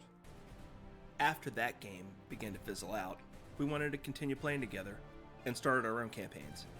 2 of the founding members acted as dungeon masters, with Gassan starting what would become the Silver Age and Brian starting a campaign called Singers. They're sometimes playfully referred to as Order and Chaos, respectively, because of their contrasting playstyles. The Silver Age is a direct prequel to the current Tales of Tellos Steam Age, and was a campaign that took place in a fantasy setting inspired by Renaissance Europe, full of mystery and political intrigue, as a group of adventurers journeyed across kingdoms and plains to combat an evil group called the Harbingers. Singers was actually an acronym, which is how Acronymic Adventures got its start, and stood for the Sigil Investigation and Neutralization Garrison of the Extraplanar Rangers. It was a fun and chaotic campaign that had each player play 4 different characters that traveled to different worlds to combat evil. It's not a direct tie-in to the current campaign, but is only a slight crossover reference, as the world of Heptagonia was one of the many worlds that the Singers visited. As those campaigns came to their end, we realized we wanted to continue their stories and keep having fun together. Not only that, we wanted to bring in new players to expand our stories, and we wanted to stream them so that we could share these vivid worlds with friends, family, and anyone who loves a compelling tale. That's how the initial idea formed for Castles and Calamities, and we launched in 2023 and started streaming our 2 current campaigns, The Tales of Tellos and The Acronymic Adventures. Gassan, aka Order, runs the Tuesday series Tales of Tellos, and Brian, also known as Chaos, runs the Thursday series The Acronymic Adventures. Currently, we have weekly sessions for both campaigns streaming live on Twitch and uploaded weekly to our YouTube channel. The Tales of Tellos is a collection of campaigns that takes place on the world of Tellos. It is a large planet with 2 moons and has an extensive history of magic, heroes, wars, and political intrigue. The current campaign is called the Steam Age, and 200 years have passed since the events of the Silver Age. The Industrial Revolution has come to the lands of Eremer, a land of harsh deserts, lush oases, and bustling cities. New innovation and technology is pushing Eremer to grander heights. But for all of Eremer's industry and magics, civil war threatens to tear apart the mystical lands of the Sultanate. Neighboring nations seek to steal her secrets, and an ancient enemy seeks to bring about the end of the world. This is a story of many stories, with heroes, criminals, and travelers helping determine the course of history. The Tales of Tellos is a campaign set in a rich world with deep, expanding lore, complex characters, and of course, lots of actions. It airs every Tuesday at 6:30 p.m. Pacific Standard Time or 9:30 p.m. Eastern Standard Time.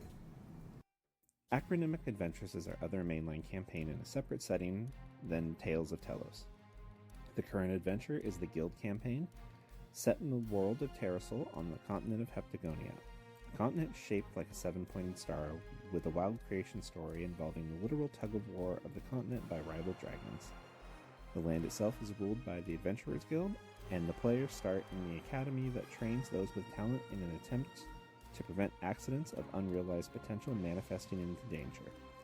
The land has gone through many catastrophic events and is currently recovering physically, technologically, and socially. But there is always trouble brewing under the surface that sparks many an adventure for those brave or foolish enough to seek it. Guild is a campaign where chaos reigns. Magic, mystery, and fortune are out there waiting to be rediscovered. Are you ready to join the grand undertakings in Land Divided? Join us Thursdays at 7 p.m. Pacific, 10 p.m. Eastern. Castles and Calamities is order, chaos, and everything in between. A group brought together by friendship, fun, and a love of storytelling. Both campaigns are expected to last several years, and hope to continue with future campaigns in the same worlds. We'll also be releasing new content, including character interviews, lore, art, game discussions, fan communities, and maybe even new campaigns in new worlds. So stay tuned. You can tag along on our quests at Castles and Calamities, all spelled out, no spaces, on Twitch and YouTube. Or take the easy route and just click on the links in the description. We hope you feel like a member of the party, laughing, crying, and sharing in all our victories and adventures as you join us on this journey. Welcome to Castles and Calamities.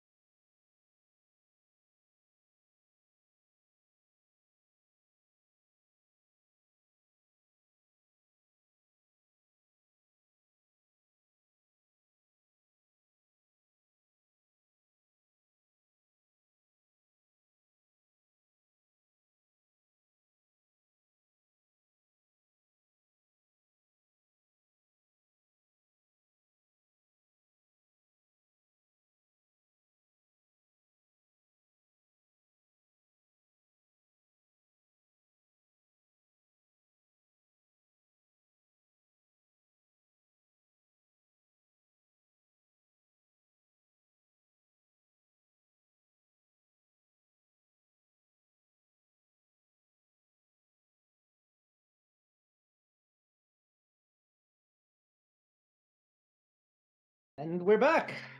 Welcome back, everyone. Hopefully, you all enjoyed our CNC special that we posted over there in the as part of like our breaks. We're gonna try to post that from now on as we go forward with things. So hopefully, it was an enjoyable time for everyone. But let's get back into it. For those who maybe missed part of it, we went through a little bit of like recapping the downtime, beholder harvesting, and then our meeting with Arif Soledad Alitani, the Arif of Nonabel. She just finished asking very demandedly, like wanting to know where the group stands with the war, and then asking if they will convince Diab al-Aziz to side with the West. That's where we're picking up. So, as Soledad sits there, she's staring at the hearths for a moment. Caesar, be a dear. Escort Katerina. I think she's feeling a little ill at the moment. You see Katerina, the other Arif. And then she just stares and she sees Soledad just like eyeing her a bit. Yes, thank you for the break, Soledad. She gives a strange smile, and then gets up from her seat, and Caesar, the bodyguard, escorts Katerina out of the room.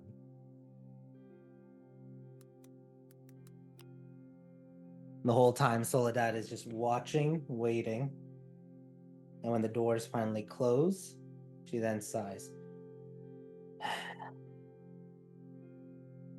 Why the sudden pleasantries now? What pleasantries? The feeling sick. Oh, that was me trying to get her away. Yes. Why the pleasantry or the facade? The facade. Okay. Few people know about my seer abilities. Katerina does not. I tend to keep it that way. I have been studying elements of the East as they continue.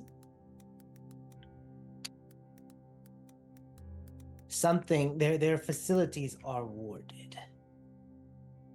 And it has something to do with the monsters that they are collecting. I don't know what they're doing or what they're studying of them. But be warned and keep an ear out for them, as it has something to do, I think, with their massifs.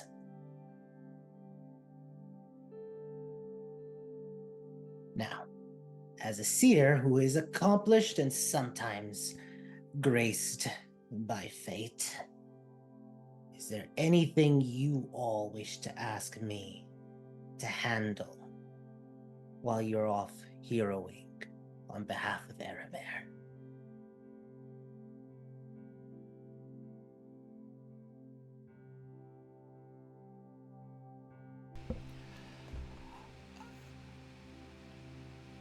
None? If we're going to align with the West, what is going to happen to Tamashk?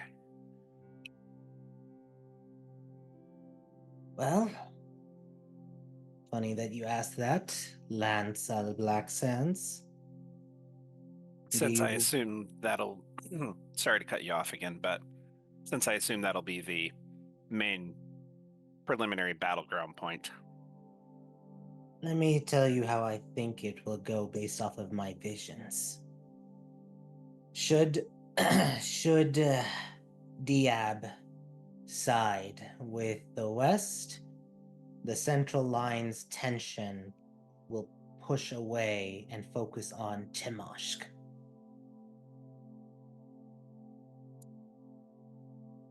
The West will push into it, and if they are able to conquer or get a surrender from the city, a new Arif will be appointed. And I can tell you there are many futures, and this is not a bribe, but a reality, where a Black Sands sits on the throne of Ares. whether yourself, your mother, or someone else.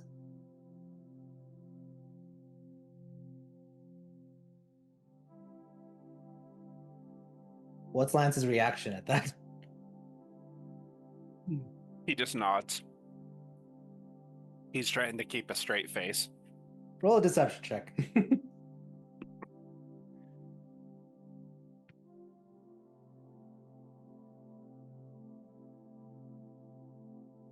That's 18 versus an 8. So what is she sensing from you? Annoyance when she says his mother. Gotcha. But also he's thinking of somebody else. She said a black sense. Right. He's not thinking of himself either at the moment. Yeah.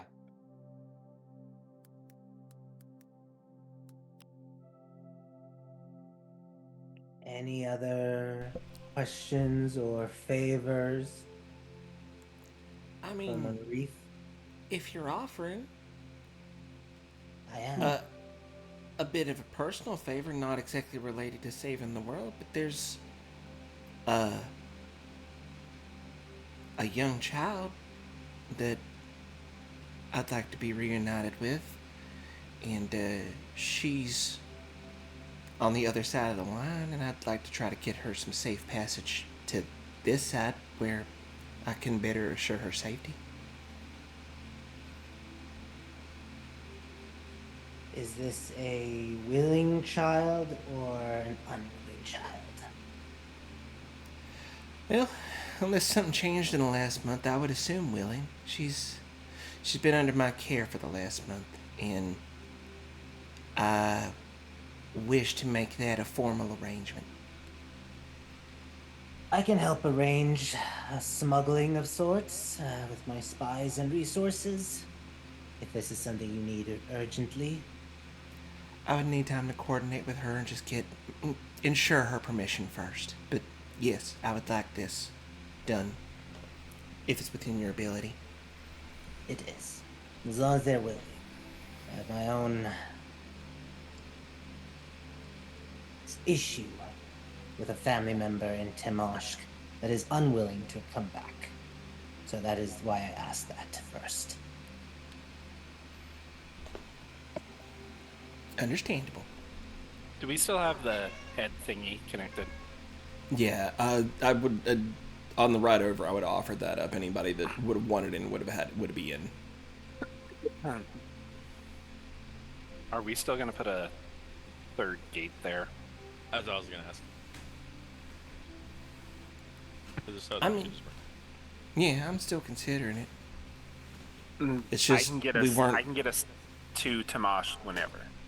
Yeah, that just Easily. wasn't a thing that was set in stone, and I'd like to set something in stone, is all.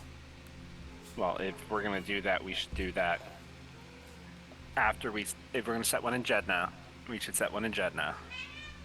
Lance, I will just say this is not her reading your mind or anything, but roll me a history check.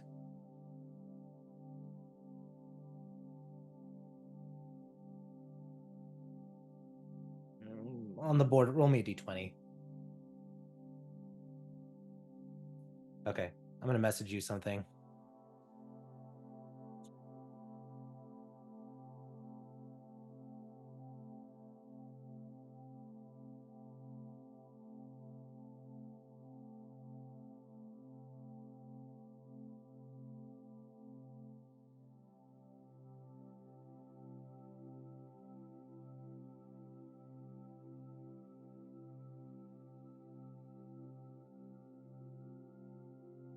There you go.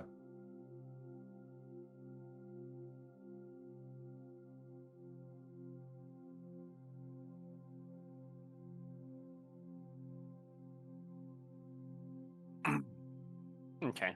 I'm sorry. The music's making you drift. It's so calming. Bro, this is like one of my meditations. Zen. Is there any way you could arrange to have already made teleportation circle installed in our fort for us?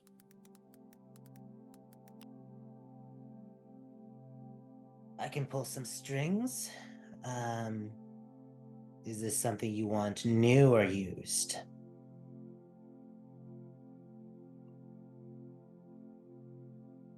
Depends on how used, I guess. Like, if it was one that was in the town square, probably not. If it was in some private estate that's they've been dead for a while, then maybe. I can, for a used one, I can pull some strings quickly and procure one from someone that owes me a favor. They perhaps has only been used by 1 or 2 families.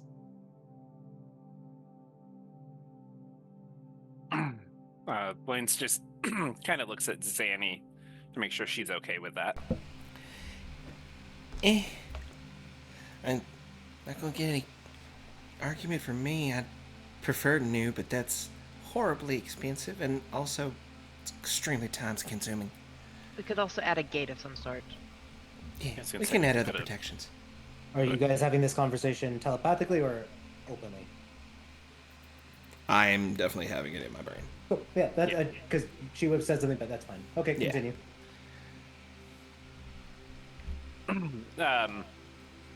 I think a used one, if it was gently used, would be fine. Very well. Roll me a d4, Lance.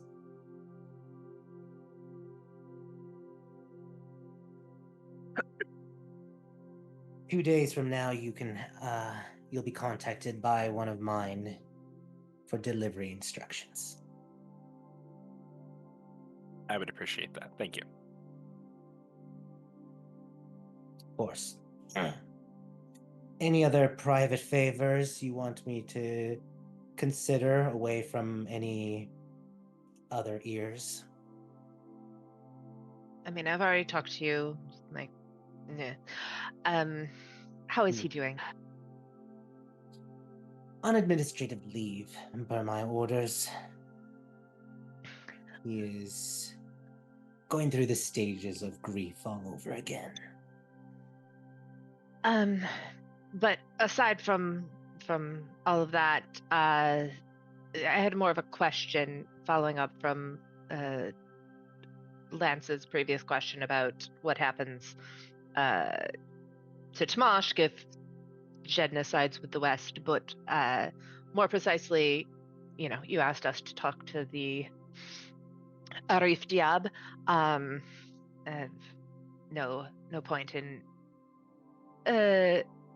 catching things that you probably already know, but how imminent is it for him to make a decision? Where is the West placed to threaten him at the moment?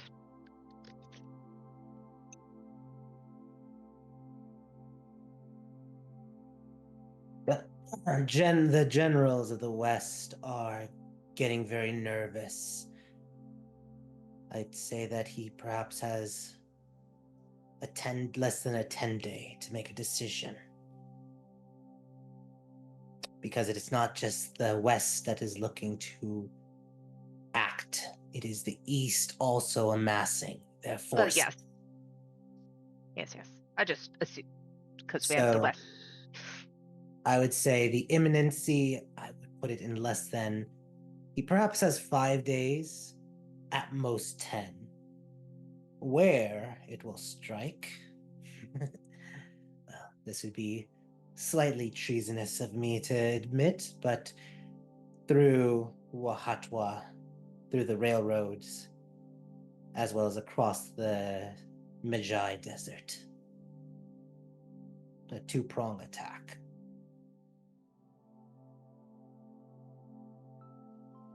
Thank you.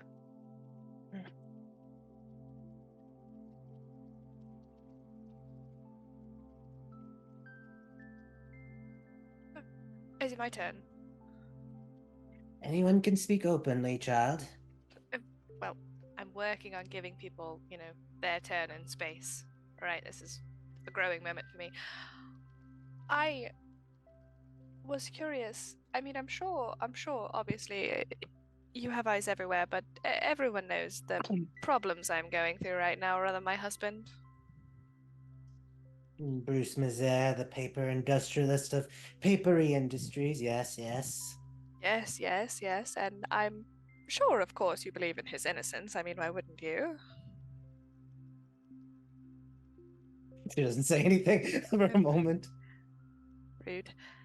I'm tired of asking for favors for my husband, but at the same time, I was just curious if perhaps you could sway the situation towards one way or another. I mean, you are the Arif, after all. How direct do you want it? I mean, perhaps not so direct that people look at me and think that I'm whispering in your ear, asking you for They favors. will. That is part of all this. They know you're in communication with me. So let me give you a few examples.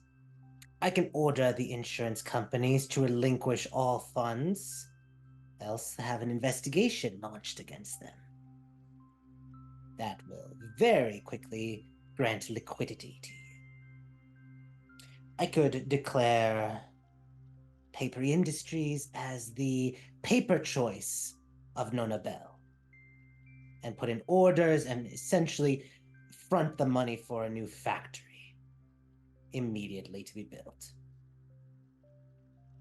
I could sway the judges a little bit to postpone hearings due to war, the urgency of war. There are many ways I can help. Well, the problem comes with I am worried that, asking for help is not going to help our situation with the less financially inclined citizens of Zarek. And I do want to uphold some dignity of the people who were lost during this. Is there a way that we could do this while also helping them? I mean, I don't want to look even more like we're just, oh look, the Arif, we have her in our pocket. That's the price of being rich. Have you considered a charity ball? I have very profusely, but I don't think I'm allowed to. She's just gonna look at Erlon, then she's gonna look at Chance, she's gonna look at Zanny. You can. I just don't want to be invited.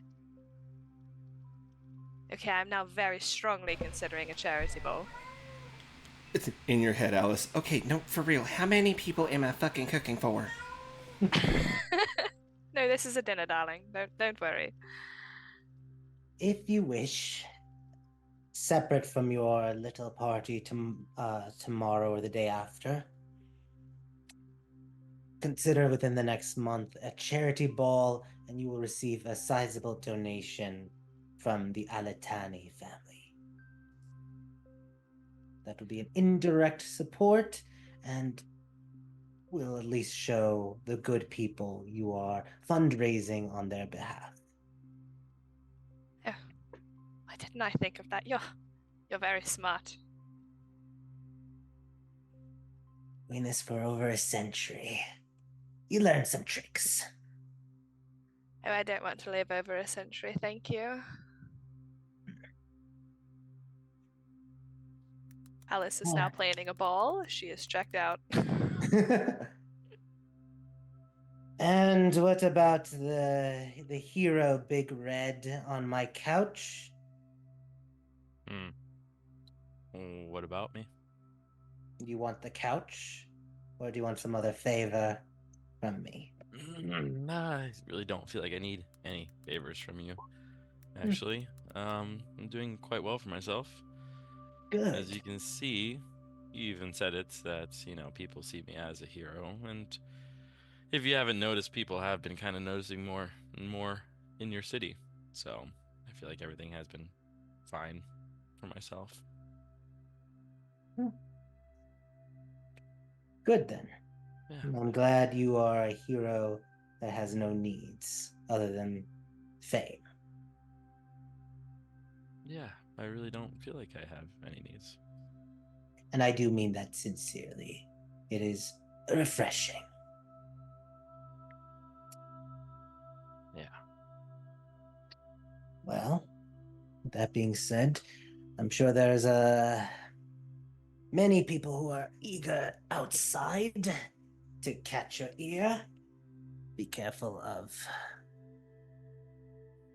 And you see her eyes kind of glow for a moment, similar to like how Geith's glow. Be careful of Terramut. He's waiting in one of the halls to start offering bribes to you. Are they good bribes? Oh, fun, bribes. Yes, I'll say that they are. Mental note: Terramut was the general. No, that is Almanzor. Who's I'll Terramut? type their names. You can just think basically General Algamo, because that's his last name. And then the name she's giving you to be wary of is Terramut.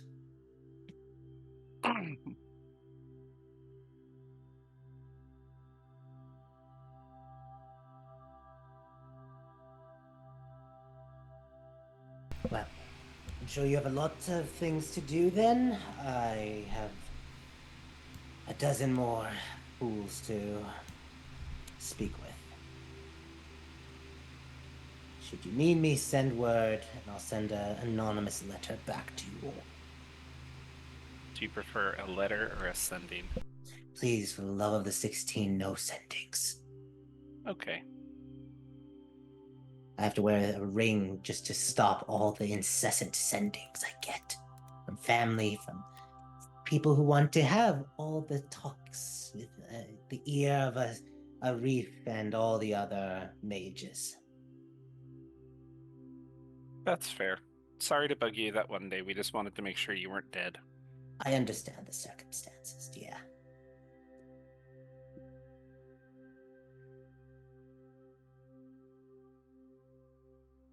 Any last things before we switch scenes? Oh, I do actually. What?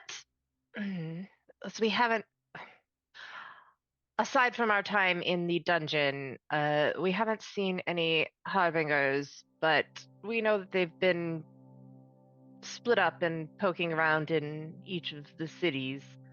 Have you had any situations that you think anyone is concentrating on you here?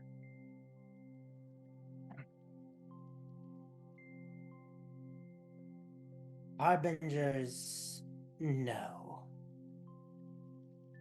They've been a little wary of you, peacekeepers. Or at least that's my assumption, since none of them have, to my knowledge, entered the city. I think they are more focused on Timashk and Jedna, but they could also be pulling back as they prepare their own things to target the slivers or to trigger the endless war. Nice. But for now, the biggest thing I have to worry about in this city in particular are ghosts and devils. Yes, that was the other thing that was on my list. Do you know who this is?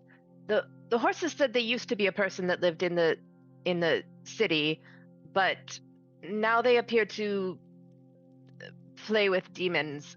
Who is the person that show minor illusion the lady that attacked Alice and Lance? There have been many ghosts. I haven't seen this one, but let me try to see. The horses, as much as you can trust a horse's account, said she used to be a person who lived in the city, who visited them before she became the ghost who visited them.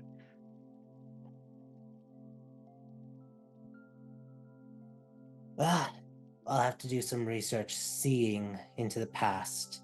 I don't think this person is a seer or an oracle, so I should be able to divine who they are. Divinate who they are. All right, thank you. Did Alice kind of like perk up at the mention of ghosts? Yeah, she's looking at Chance, and she actually says in her head, "You had ghosts on your list," and she's just motioning at herself. I mean, you guys were the ones that ran into her. Why didn't you mention it? That was Forgot. like That was a months ago. really long time ago. And that's why it was on my list, because apparently I already asked you about it, and But look, I spent You too didn't much know that time in the person. ethereal realm. It's all bled together. The spirit bard is shamed. She forgot to ask about ghosts. I just didn't want to bring it up with the reef when we have so many good ghost hunting people here. well, I mean, I just thought that perhaps she was a noble that had, been in the past or something. I will try to see what is going on with this ghost. This one in particular. And I will send word to you what I find out.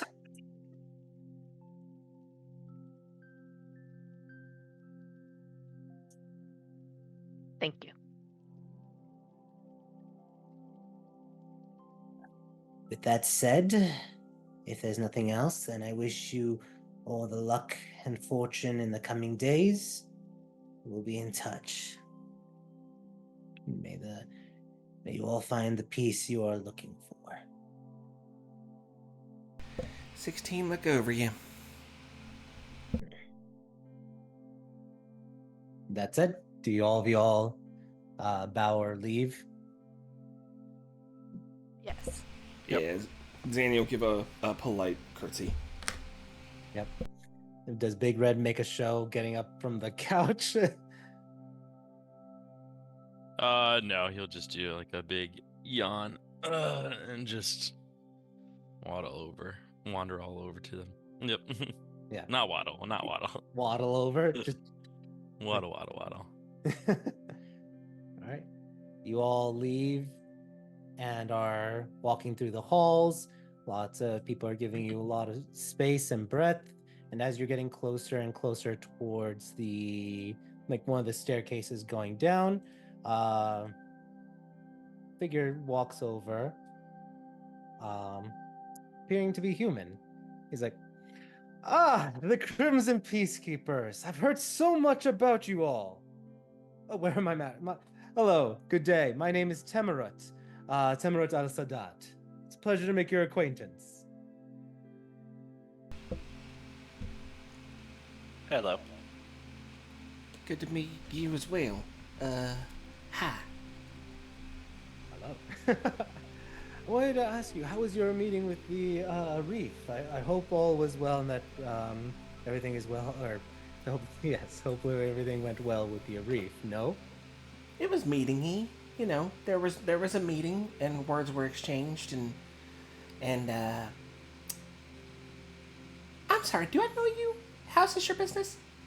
Oh, I'm sorry. As I said, my name is Temerut. I am a noble of the West, just trying to make sure, bring support for the good cause, trying to promote those who are worthy of promotion for things. I know that I've heard about the Mazer family and having them, their unfortunate situation with Papery Industries' fire. I've heard of Lancel Black Sands, your bid to redeem the family name. Big Red, the amazing individual who is a hero of the Skenders Guild, and Zanishar Ventiri, the one of the family members of the great Ventiri family.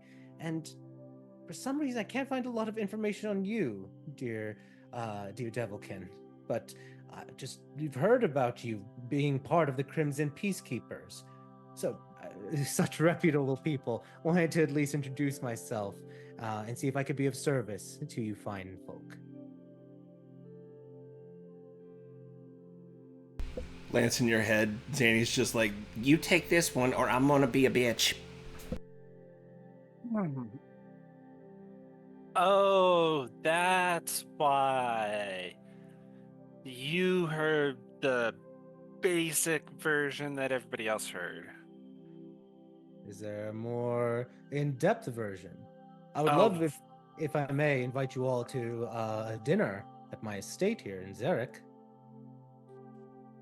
Oh, we would love to, but we have important hero things that we need to get to. But maybe some other time.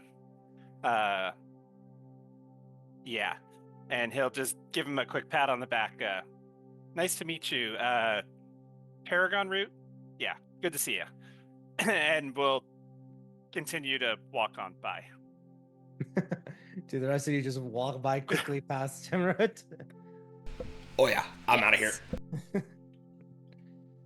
He's like, looks a little confused. Well, hopefully our paths will cross again soon. I'm sure they will eventually. And you all continue on getting away from him. Any thoughts you guys are conveying in your heads about him? I should invite him to dinner too. Abso-fucking-lutely not. I wasn't going to. I don't want to invite that general either. Sorry, You probably that already was, did. That was No, really Lance is strong like, no, action, yeah. if you invite him to dinner, we have to go to dinner at his house. No. Oh, no. No, that's what I'm saying. If you invite him to dinner, we have to go to dinner at his house, and I don't want to do two dinners. No. Are you absolutely sure he isn't already on your list? Oh, I'm fairly certain. Alice doesn't even know who's on her own list. Exactly. I asked for the list earlier and she didn't have it, so I don't believe he's not on it. No, that's going to be real Naysayer's job. I drafted up the invitation. It's him. He gets to send them out to people. I'm sure. So I'm that sure you gotta talk to Nasir, real Nasir. Yes. I will find that man's invitation and burn it. I doubt real Naysayer would invite that man to a dinner where the sole purpose is to, dredging up support for my husband from people we are well acquainted with. Good that Soledad warned you about him, so. All right. You guys are traveling back to the Mazer mansion. We'll roll a d20. Oh, okay. As you guys are walking, or let me ask, did you guys walk to the palace? Or to the castle books, or did you ride in a carriage or take your horses? I would Carriage. assume a carriage because of the group size. Okay. Also So depends you how guys far are it is. So you guys are gathering about, getting ready. There's lots of different carriages that you guys are about to pick up and such for it. Suddenly, though, let me just make sure right map. Yes. Okay. Hold on one sec.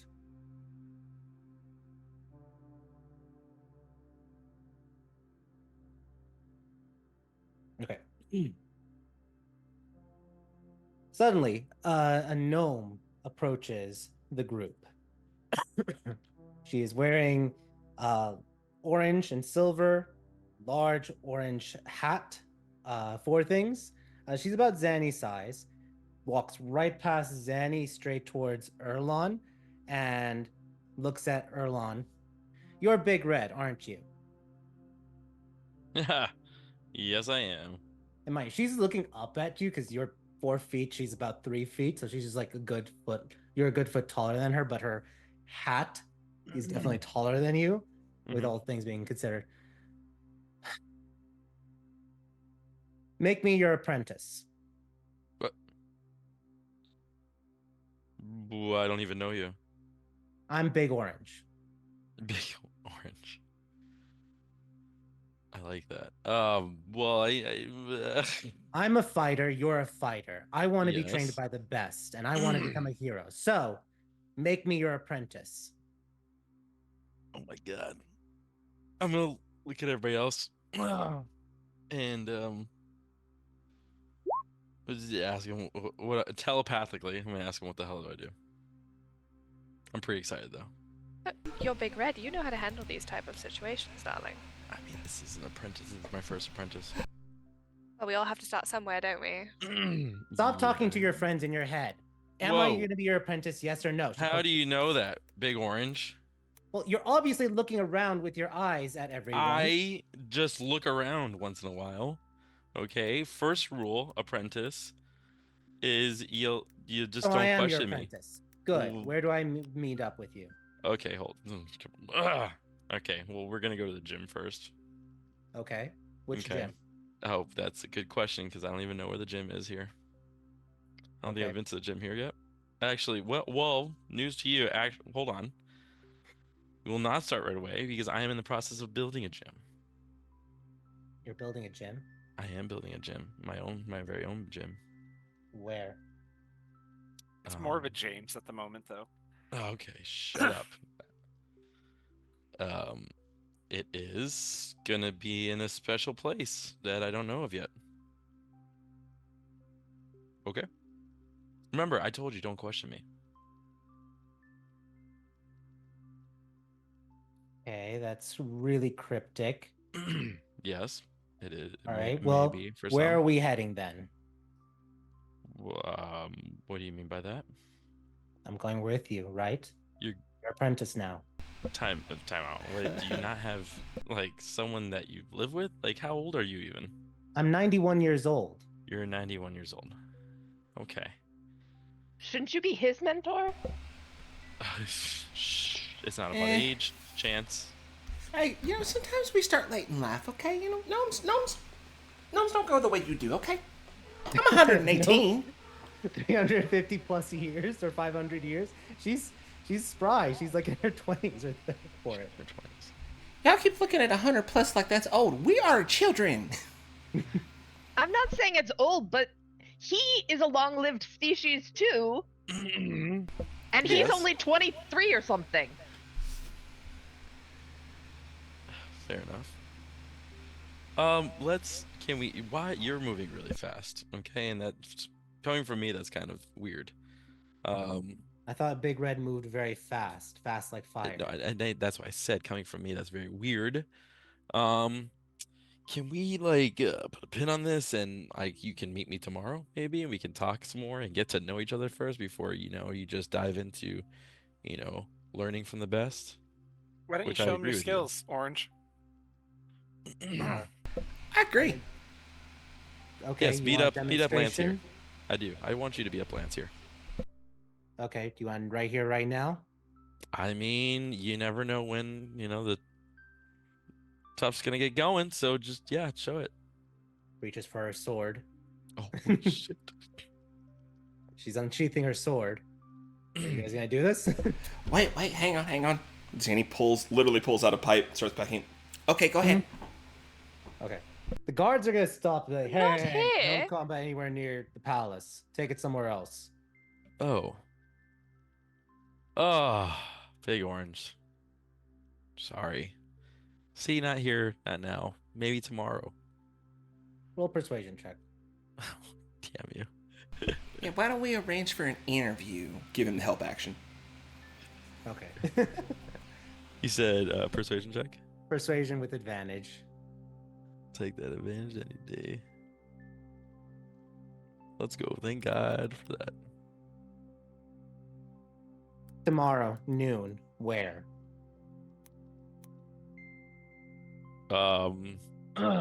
Where should we meet up with, guys? We don't really have a spot here. Should I invite her to our new place?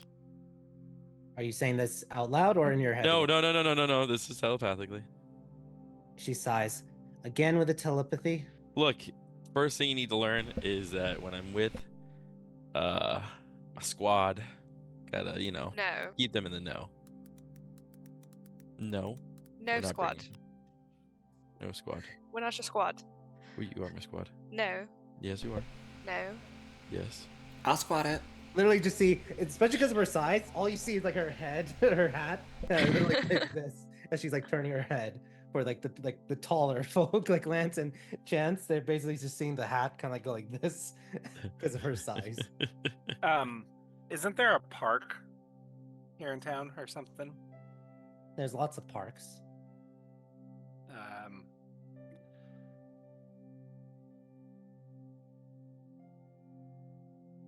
What are you thinking there, Lance? Meet at the observatory. The observatory. Okay. Nobody's up there Noon. during the day. Observatory. I'll see you there, Big Red. Oh, you'll yes. Yeah. Oh, I thought you were gonna fight Lance. Yeah, She's you're gonna fighting you. watch me fight Lance. Yes, so I can yes, prove you're right. That Yes, I'm yes. worthy of being your apprentice. Yes, and we will see you there. Good. Or be square. Be Can I square. invite people? Like, can we make this a show?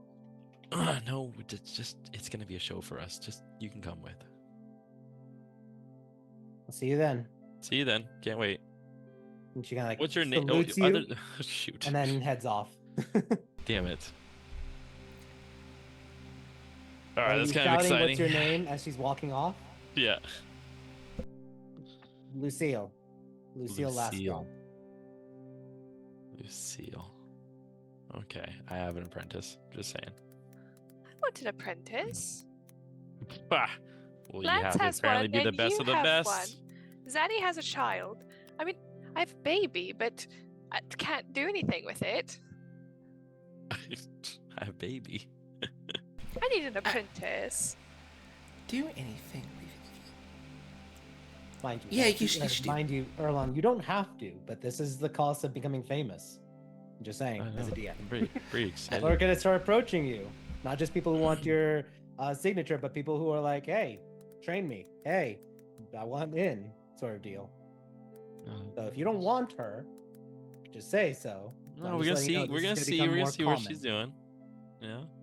Okay, I'm just letting you know as a She's DM, worth- this is yeah, gonna yeah. become more common. You're gonna start having to beat fans away. This is the natural progression of fame. Yeah. No, I like it. I like it a lot. Cool. So Lucille heads off. Do you guys get in the Lucille. carriage? Big orange. Do you have any conversation in the carriage with each other? Yeah. So Go how many ahead. skeletons do I get to make her fight? Oh, hold on. Hold on, Ooh, Lance. ooh. She said she's fighting you, That happened. Well, yes. Yeah. not your skellies. That's part of fighting Lance. Is we can have her fight Xano. We can test Xano out. Oh, no. Wait a second. No. I signed up for her to smack you. I'm down for that. I like that plan. Yeah. Besides, don't you have new protective magic stuff you want to test out? That's true. Yeah, give it a field test. Besides, I mean, how good can she really be? Like, Yeah, I was honestly gonna say, if you don't want to do it, Lance, I feel like I could take her. I'm not saying that she's bad. I'm just saying, compared to like us, I mean, she wants. how to good train can she be? under I mean, she wants to train under Erlon, so she can't be that good. So Hey, now, he's good at what he Hey. does. Have yet to see people approach you like that, Lance. Unless they're dead and reanimated by you. I already have an apprentice, so Well, you know what Sure. they say about necromancers, Red? What? They became that way because that's the only way they can make friends. Ooh. Fair. Well, note she did use your moniker though. She's styling herself as Big Orange. He is Big Orange. It's okay. She did not make herself Big Red, though. That's all that matters to me. No, this is good. I'm happy. We'll see what she's got. And if Lance dies to her, that's gonna be hilarious. Okay. So, let's. Is there anything else the group is doing that day? I have a dinner party to prepare for. This is the 12th. I believe your dinner party's on the 13th, Yes, and which is the next day. I can't just get ready for it on the same day. What Yeah, time you've is been the getting dinner party? Lance is gonna come covered in blood after fighting this kid. A kid, I mean, no. So okay, so and mind you, Alice, you've been doing that. You've been preparing it for several days now. Ever since you started making that like design, that in canon you've been preparing for several days now. So it's not like you're rushing for the last day sort of deal. No. Now, I will say, since we still have some time left in this episode, let's go to the 13th briefly. So Lucille meets up on the day, like at noon. Lance and anyone else who wants to go there, along with Big Red, goes. And what is Lance doing specifically? Like, which is he fighting her one-on-one, or is he just having his skellies fight her? Oh, fine. Lance will fight her one-on-one. Okay. So let me pull up her stat sheet.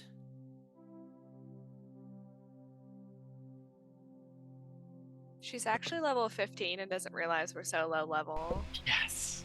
Joke's on us. She's a champion fighter. She just action surges and crits him 4 times. All right. Excuse me. Going down.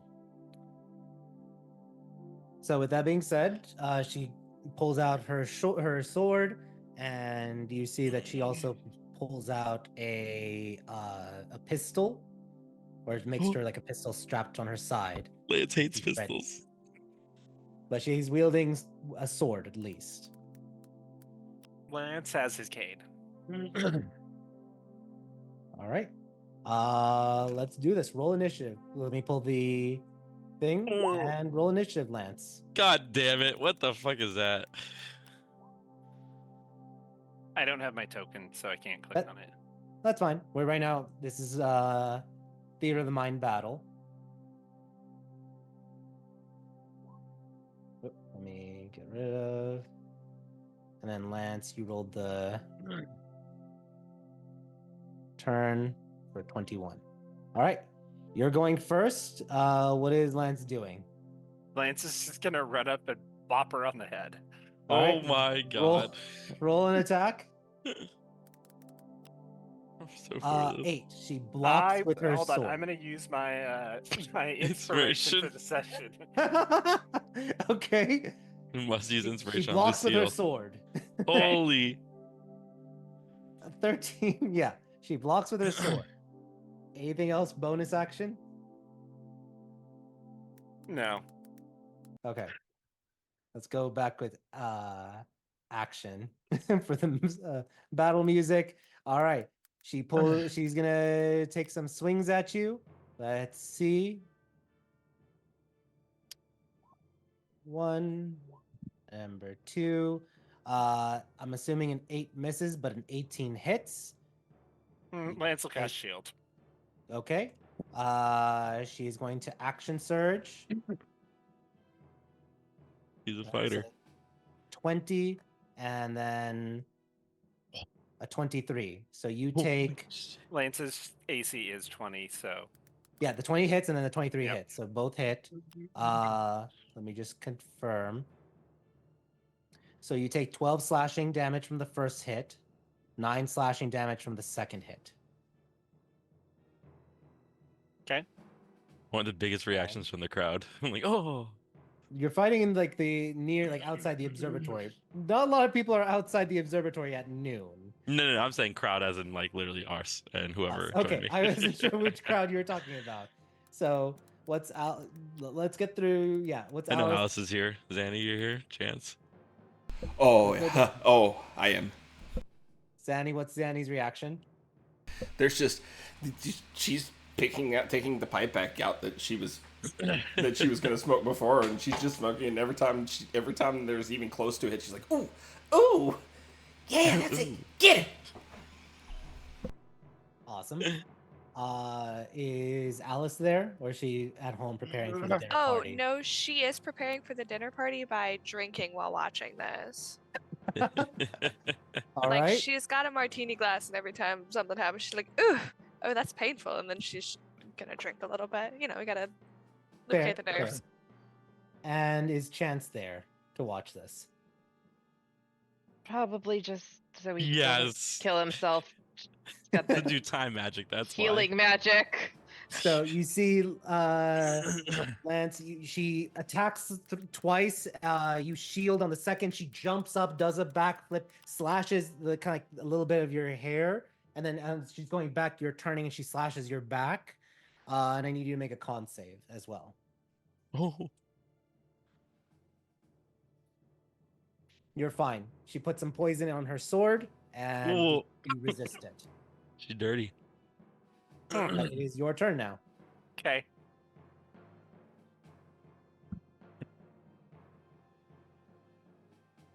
All right. She wants to play that way. Lance can play too. She's trying to show off her skills so she could become Big Red's apprentice. So go ahead. What are you gonna do? Lance is just gonna smack her with the stick again. Okay. 11 misses. We're playing that way. Smack with the stick. Okay. And that's his turn.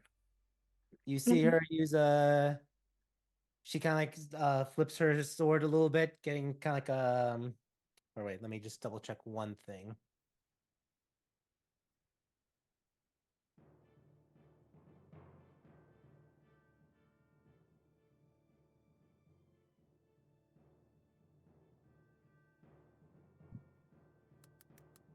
Okay. She's going to attack again twice. 1, 2. Wow, 20 and a 25. Actually, let me just confirm. Okay, 20 hits. The 25 becomes a crit. And Okay. that is. So the first one's 9 damage. The second one is 15 damage. Okay. How's Lance looking as she just like slams twice with her sword at you at your knee, on you, cutting your knees? He's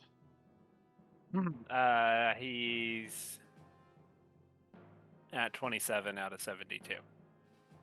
Okay. So it's your Alright. turn then.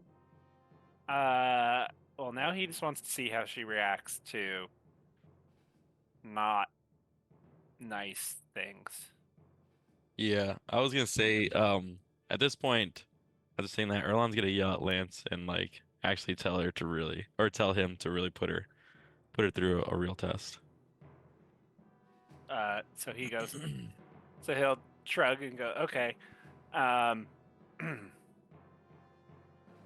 and he will.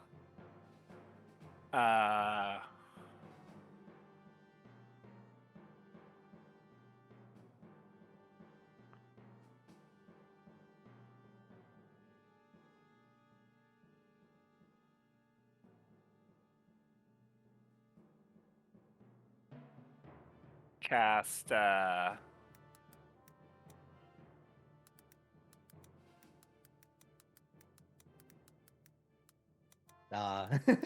which one? cast Arctic Blast at 4th level at her. I'm like, okay, are you taking a step back to do this, or are you doing this point blank?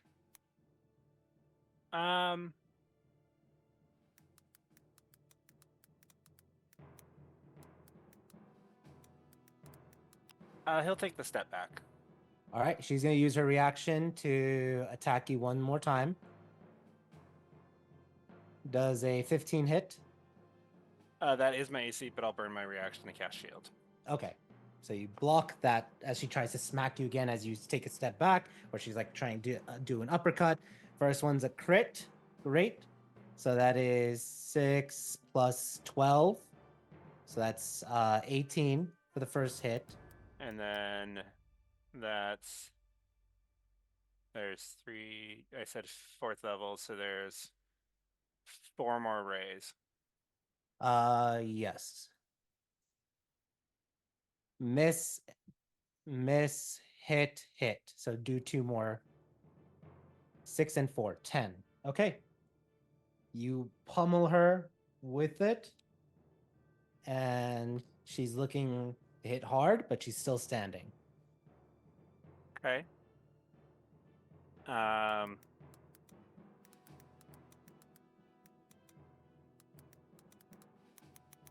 Anything else you're doing? Nope. Okay. She's going to charge, close the distance again, and she's going to attack 2 more times.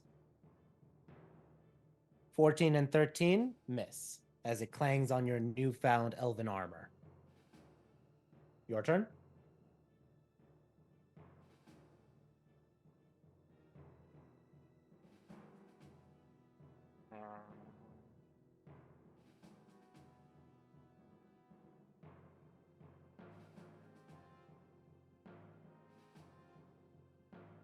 What are you casting next? Lance is gonna reach out because she's right up next to him, and Lance is just gonna put his hand on her head, and she needs to make a dex save.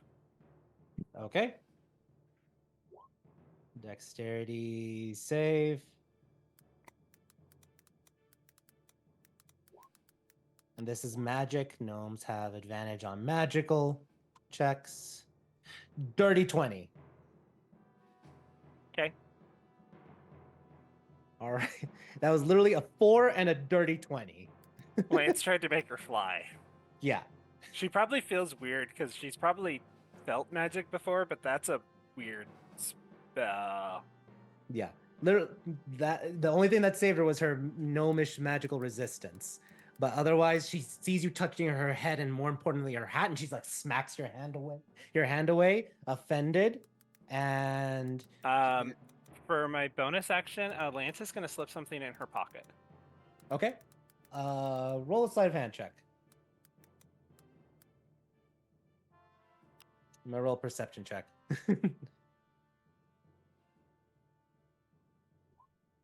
That's a 17. What are you sliding in her pocket? A cursed gemstone. She sees it and it's like, the hell is that? And she's like, throws it aside. She rolled a 17. Okay. He'll pick it up later.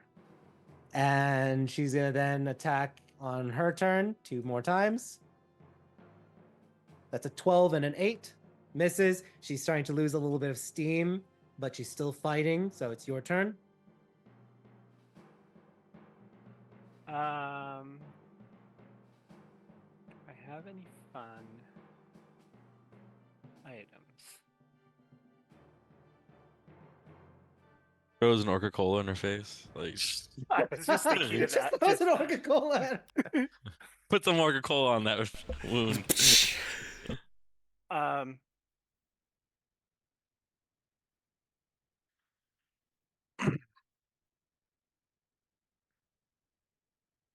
you doing? What you casting? He's gonna cast all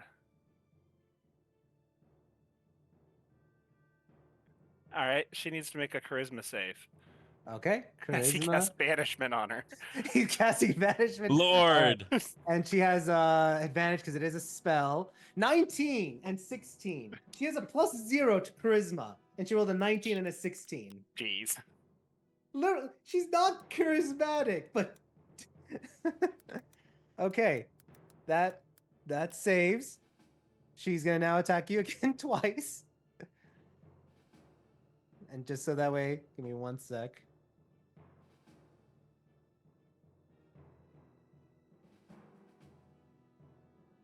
Let me just post this so you guys can actually see. I'm not making, like, literally, she's making it. All right. Yeah, she's gonna attack you again. 1, 2. That's a 10 and an 8. Miss. Your turn. All right. Lance casts Spirit of Death right behind her. And makes it attack her. Okay. So she has some. All right. So you roll the attacks.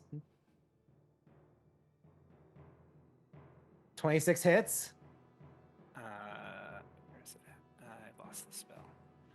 I believe you get 2 attacks for it, and then you could do the haunting ability. Yeah, and they're 1d8 + 3. Plus spell level. Yeah, So I just that- cast it. I cast it at 4. Oh yeah. So Yeah, 1d8 so- plus 7. Yeah, just want to make sure you're getting the total amount of damage. So the second one hits again. So roll the 2 damage, 1d8 plus 7 for each. 7 and 11, that's 14. That is. That's 18. Oh, yeah, sorry. I thought it was automatically added. My apologies. So 18, so that's. Let me just do the math. Oh yeah, plus 14 because it didn't add spell level. So Yeah, the spell level will be 4 plus 4, so 8 on top of this. So 11 it's plus 11 plus 15. Yeah. Okay, so 11 plus 15 is 26. 26. Okay. She's barely hanging on. Are you gonna do the haunting ability? Yeah, just to see if she's afraid. She must make a wisdom save. DC Okay. 18. Spell type, so advantage. Natural 20 for 21. All right, she's not afraid. And it's now her turn. She's gonna scream and attack you, ignoring the spirit of death. That's a 24 and a 17. Are you casting shield? I'll cast shield to block the second one. Yeah. Okay. So you take 10 slashing damage from the first attack. Okay. It is your turn. All right. Lance is gonna try to hit her this time again. Okay. That hits. Roll damage. And that does it. You clonk her on the head and. And he'll catch her before she falls. Ah, dang, so close. Well, Zanny will immediately just mass healing word and hit both of them. Okay. Yeah. How much hit points did Lance have by the end of that battle? 17. Wow. Level 5 fighter. God, she missed how many freaking hits? Level 5 fighter. Not too bad, but. That's terrible. Lance also didn't cast a spell for the first 2 rounds. No, I That's know. pretty Yeah, good still. yeah, fair. All right, touche. He comes to and is like, ah, and kind of shoves you a little bit. I'm like, all right, good match, wizard. And then she goes over, summon towards Erlon. All right, you saw what I can do. Am I your apprentice now? How do you feel like you did? Could have done better, but with your training, I'll be much better. I'll become the best. Yeah. What do you think you did wrong? Didn't hit him enough. I agree. Lucille, Big Orange, you will be Big Red's first apprentice. Great. Looking forward to this partnership. Yeah, me too. We'll see where it goes. And she's like, you can see she's like suppressing a grin, but she's definitely very happy. And next time you need to beat Lance. Okay. And that's how Big Red got his first apprentice. First apprentice. We're So, gonna open up a school. his squire, his first student. Yes. So, all right. With that being said, let's go to Alice. Alice, how? Well, before that, let's go down everyone's reaction. Chance, did Chance have any reaction to Big Orange becoming, or Big Orange's fight, or Big Orange becoming Big Red's first student? Nah, she was reading. She was reading the whole time. That is perfect. Okay. Zanny, any reaction from Zanny?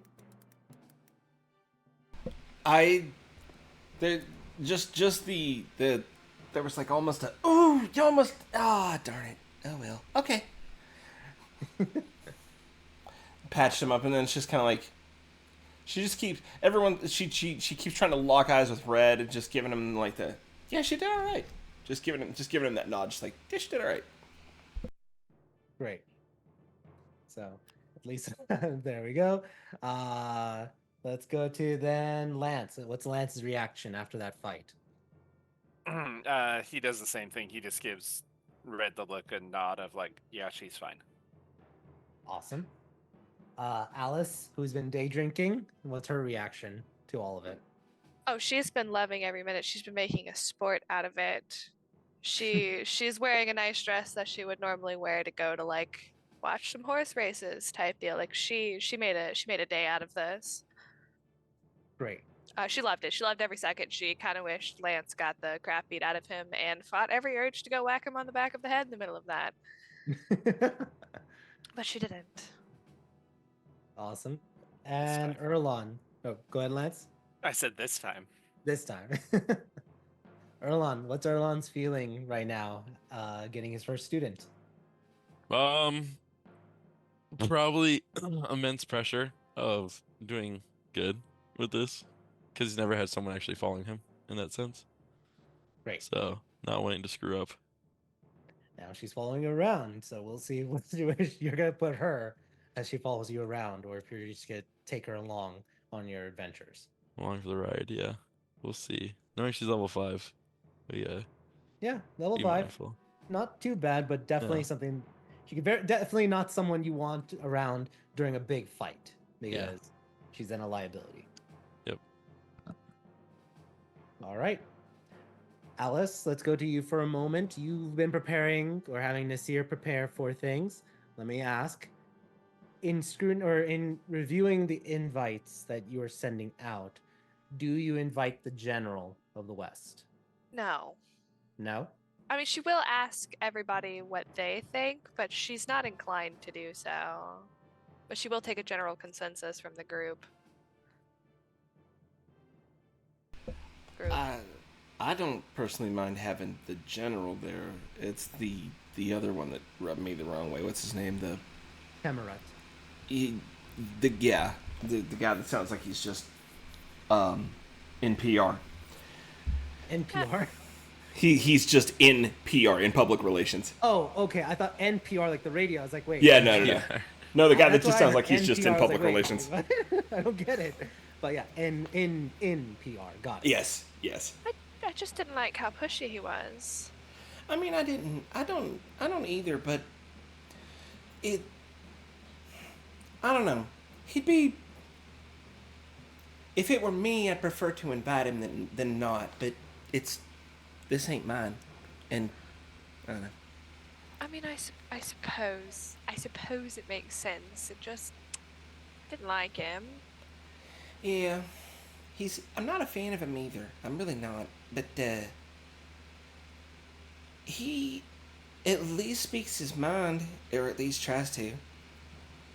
Can we True. invite him, use him, abuse him, and let him go? I mean, we can at least get to know him a little bit better other than the 5 seconds he did force himself into an invite. And if nothing else, we are here to get information about the West, and Yeah. that's the man. I mean, I suppose, but this is just supposed to be a good dinner party for selfish reasons. But I A suppose, good party for selfish reasons. yes, for my selfish reasons, not for this. But fine, I'll have Riddle Nacia deliver it personally. Great. You're also trying to get as many individuals for it, so we'll pull up a list of things. Tell me, what kind of vibe is Alice Nazaire throwing for her this fancy dinner? Is it elegant? Is it lots of lights? Is it more subtle? Is it very like flamboyant with lots of like balloons and what is it called? Those things that my brain is escaping me. What do you call those things? What was it? Streamers. Streamers. Thank you. My mind just couldn't remember the word. Streamers It's not- and such. It's not a Gatsby party, darling. That's pretty much what I was trying to figure out. Yes, this is not the 1920s. You can't see my ankles, thank you. No, she's throwing a very chic party, but the whole point is to look like, now that things have sort of turned up for Bruce, things are doing well for the Mazares. So she's going very classic chic. Classic's the wrong word. Elegant chic. Elegant chic. Okay. Yes. So we're serving dinner, a pretty fancy dinner on our nice plates, and you don't have to wear, your best clothes, but everything's just done up to look nice. To say, Okay. hey, they tried to kick us while we're down, but guess what? We're still here and thriving. With We your kicked support, back. obviously. What was that, Lance? But we kicked back. Yeah, we kicked back. Yeah. All right. I'll come up with a list of potential guests and invitees, as well as who came and who declined or who just never sent any word back for it. And we'll figure out from there for next session. So next session, the way I'm going to proceed this and give everyone like a sneak peek, we're gonna highlight elements of it. We're not necessarily gonna have to like role play every part of the dinner party, but definitely gonna highlight things. We'll post things in the RP chats, and then we'll start wrapping things up with you in Zarek before you guys are heading towards Jedna or towards Timosh, depending on what the group consensus is. So expect half of next session to be like dinner party stuff, and the other half wrapping up your time in Zarek. But with that being said, thank you everyone so much for. Oh, Jess, Will we have prep time before in next session before, or are you starting with the dinner party? Because I had something that I was gonna do with Zanny and Alice. Yeah, we can do some prep time. Absolutely, that's fine. It's next session. Still, it's gonna still be a little bit timey-wimey, that sort of deal, rather than very like strict. Okay, what are you doing now? What's happening now? Sort of situation. It could be more like, hey, what's going on throughout the dinner party, sort of deal. So if you want to do things, Yeah, but it would be before the dinner party. I want to make sure it happens before the dinner party. Okay, yeah. If you want it to be in session, absolutely, we can do that. Or in RP, I'm okay with either one. So, Is it like girls getting ready type thing? No. okay. Oh, well, I need a lot of time to get ready, so it's going to be girls getting ready afterwards. I'm gonna doll you all up. So, yeah, we'll see then. If you need time beforehand in game, I'll make the time for that. So, cool, I mean, cool. or now. Or now. Yeah, if you want to do it now, we still have 15 minutes. Go ahead. What's Chance trying to do before the dinner party? Right. Well, I mean, Alice was asking about some of this and the thought of about some of what happened to Bruce, and then the Arif was talking about being a seer, and you didn't ask this, so maybe you don't want this, or maybe you already talked to Gaith about this. But has anyone looked into what happened at the fire? Alice? I feel like that's a question Bruce would have asked Gaith and told me about. He's not that stupid. Okay, possibly he's that stupid. I do love him though. I mean, because, Zanny and I could attempt to look if no one has looked, or if somebody already has looked, then maybe it's covered and then it's not something worth doing. But I don't know if anyone's looked, to be completely honest I with you. was just curious if you were curious who was responsible. Oh, I am quite curious because every time I've asked about the situation, it's been a bit of a runaround. Do you want to? Oh yes, more than anything. Do you want us to try? Do you want to try, Zanny? Should we just ask Gaith? Is Gaith around? Have we seen Gaith recently? No. Look, I We need to appreciate everything practice. he's done for my family, but when I said I was being given the runaround, I know it's not on purpose, but it's always from him. We need to practice. We should at least try it ourselves anyway, if you want us to. Yes. Okay. I have a vague idea of who it was, but not exact. Yeah, we just need the details of, I mean, you did show us the factory, I think. Oh, very much so. Okay. Just the when, and I guess we go back to that point in that place. Yeah, that's All right. just what we have to focus on. So this is what's. Let me pull up my notes for this.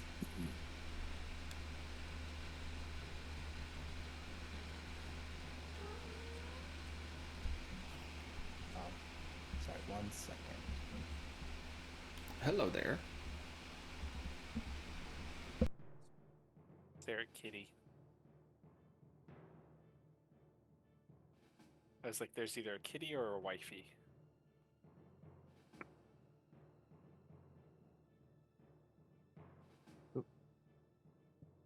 Found the name I was looking for, so let me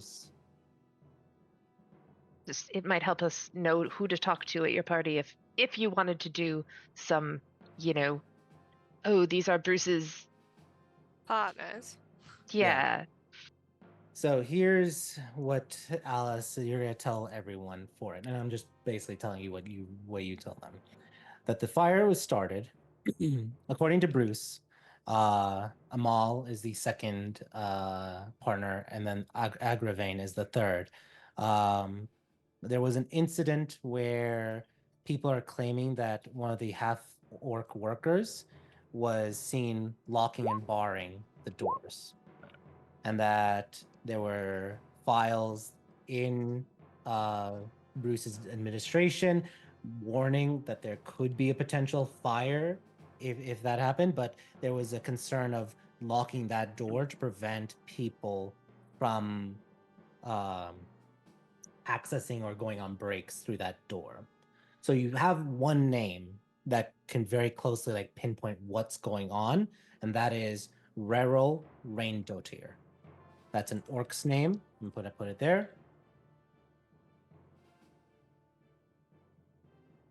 So that could be a good start because Reril has gone missing, which again has caused people to question if Bruce is making the people disappear so that they can't testify against him. All right, so maybe we don't go back to the fire. Maybe we try to find Reril. Or what happened to him after the fire. Yeah. Just finding out where he is right now would be good. Yeah. So, but also it could be, what happened to him, somebody. But yes, we can look now and then go backwards. Okay. Both of you start the process to look back in time. Roll me, and you're doing this through like writing or trying to see. Chance.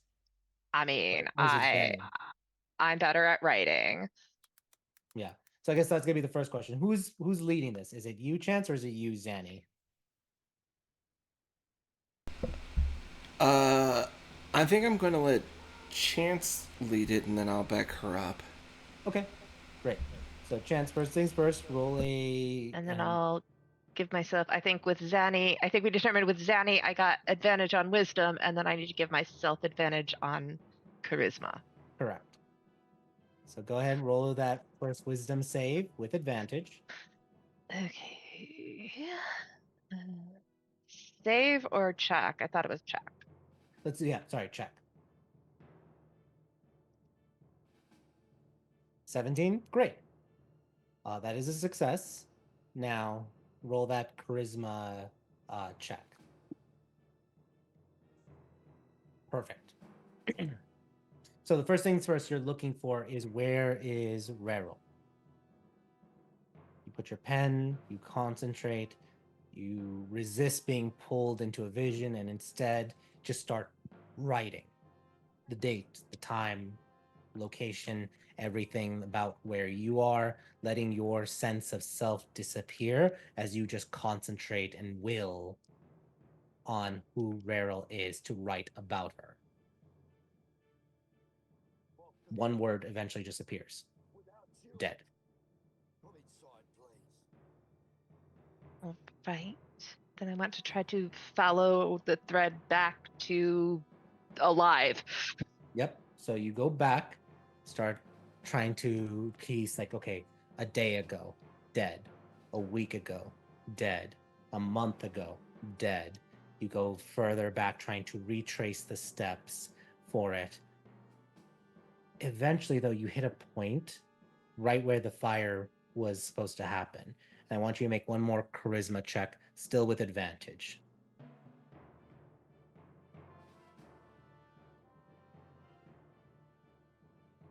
I'm going to do something about that. Okay. Go ahead. I want you to. If now's the time, do it. I'll luck myself. All right, reroll it again. 20 works. you start to feel a little bit of resistance, and it's strange, but you're still able to write, but it feels like you're almost writing about two different people. How do you concentrate on that?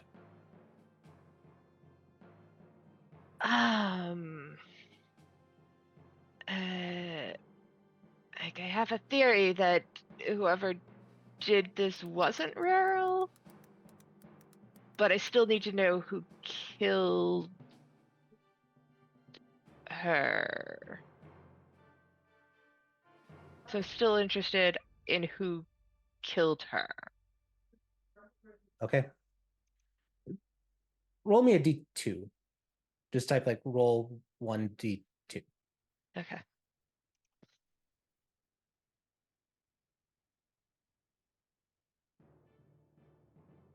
You go back to the day of the fire. Rarel is getting ready. She's tired. You're writing this. She's tired. She's worried about the bills. She's determined to still make it though. She's a floor manager, floor supervisor for it. And right as she's getting off, going around the back of the factory, getting ready, suddenly she feels something. She kind of like slows and kind of reaches over, feels something wet, and then looks at her fingers, and it's like, wait, that's blood. And then right as she's feeling tired, woozy, suddenly arms grab her, and there's a sickening feeling as her throat is slit. What kind of arms? You try to focus on that, and they're gloved, and they're all wearing all black. And the last thing you write about her end, her demise, is her body being thrown into the furnace of Papery Industries. That was unhelpful. Do you try writing about that? Those gloves, that second. Yeah. Okay. I'm gonna try to like she's gonna like rewind and try to like shift the camera angle, write the chapter from the villain's perspective. Diverging perspective, yes. So one last time. This is gonna be all for the marbles. Roll a charisma check one more time. Okay. Go chance. Let's do this. Let's 24. You write. Can Manny lick my my finger? Wait, like your what was it? First thing yours? What was the Freudian slip? Paper. Because I was writing and I was like, no, I have him lick the paper. Yes, I love that Freudian slip. Okay, lick my paper. Okay, yes. So 26. You write from the villain's perspective now, and what you write is you see this figure cloaked, or not cloaked, but very like wearing a lot of tight clothing, throw the body into the furnace, but not before taking a good look at Rarel's facial structure and everything. Letting her go and throwing her body into the fire, taking everything in her possession. She then assumes her form, changing as the assassin is a changeling. And then goes forward to find the area, the doors, and make sure that it's locked for the fires to come.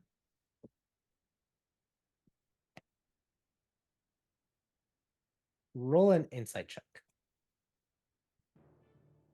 Check. Sure. I'm okay at that. I'm not okay with that. 10. You know what? I'll wait, is this when are we doing this? This is right when after you ask the question, you're sitting down and everything, doing the meditation.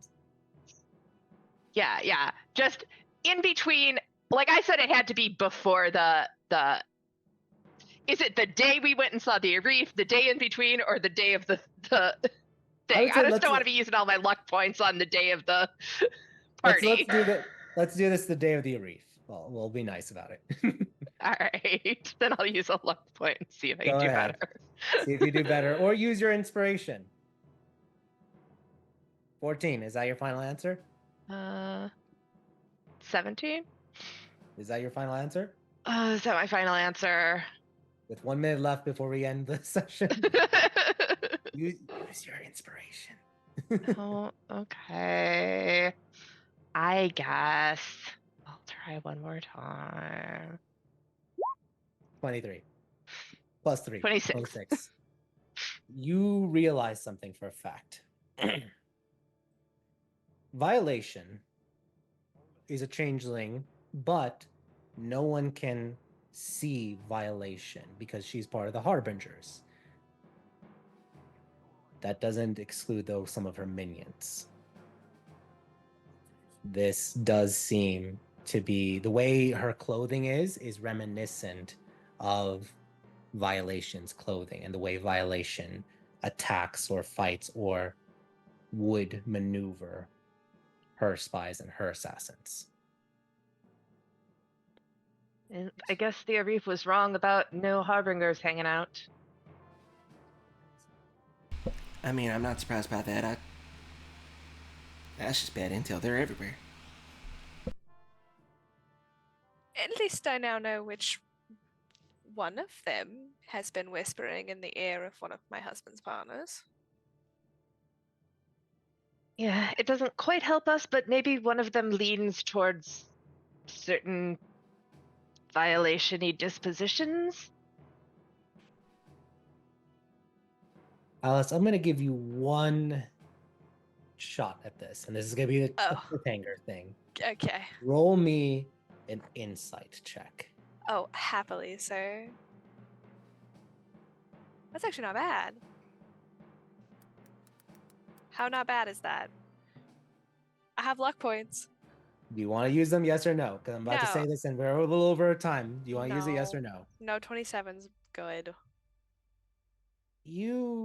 If you're thinking about violation, and you're thinking about the two partners, Amal or Agravain, you know that Agravain was the one who recommended to Bruce to go on a trip to Erdida. That's right. And Agravain is known to have lots of partners.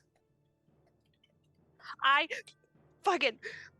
lost my notes, but my notes at the top said Agravain's a whore, so I've been... And it's there. We'll end the session. Alice like, it's Agravain! So we'll see what happens, because you said you're inviting him along with Amal to the party. But yeah, that was a fun session. Thank you all so much, everyone. That was a good cliffhanger for it. I'll see all of you all next time. So everyone have a great night. And until next time, take care. Bye. Yes. Bye.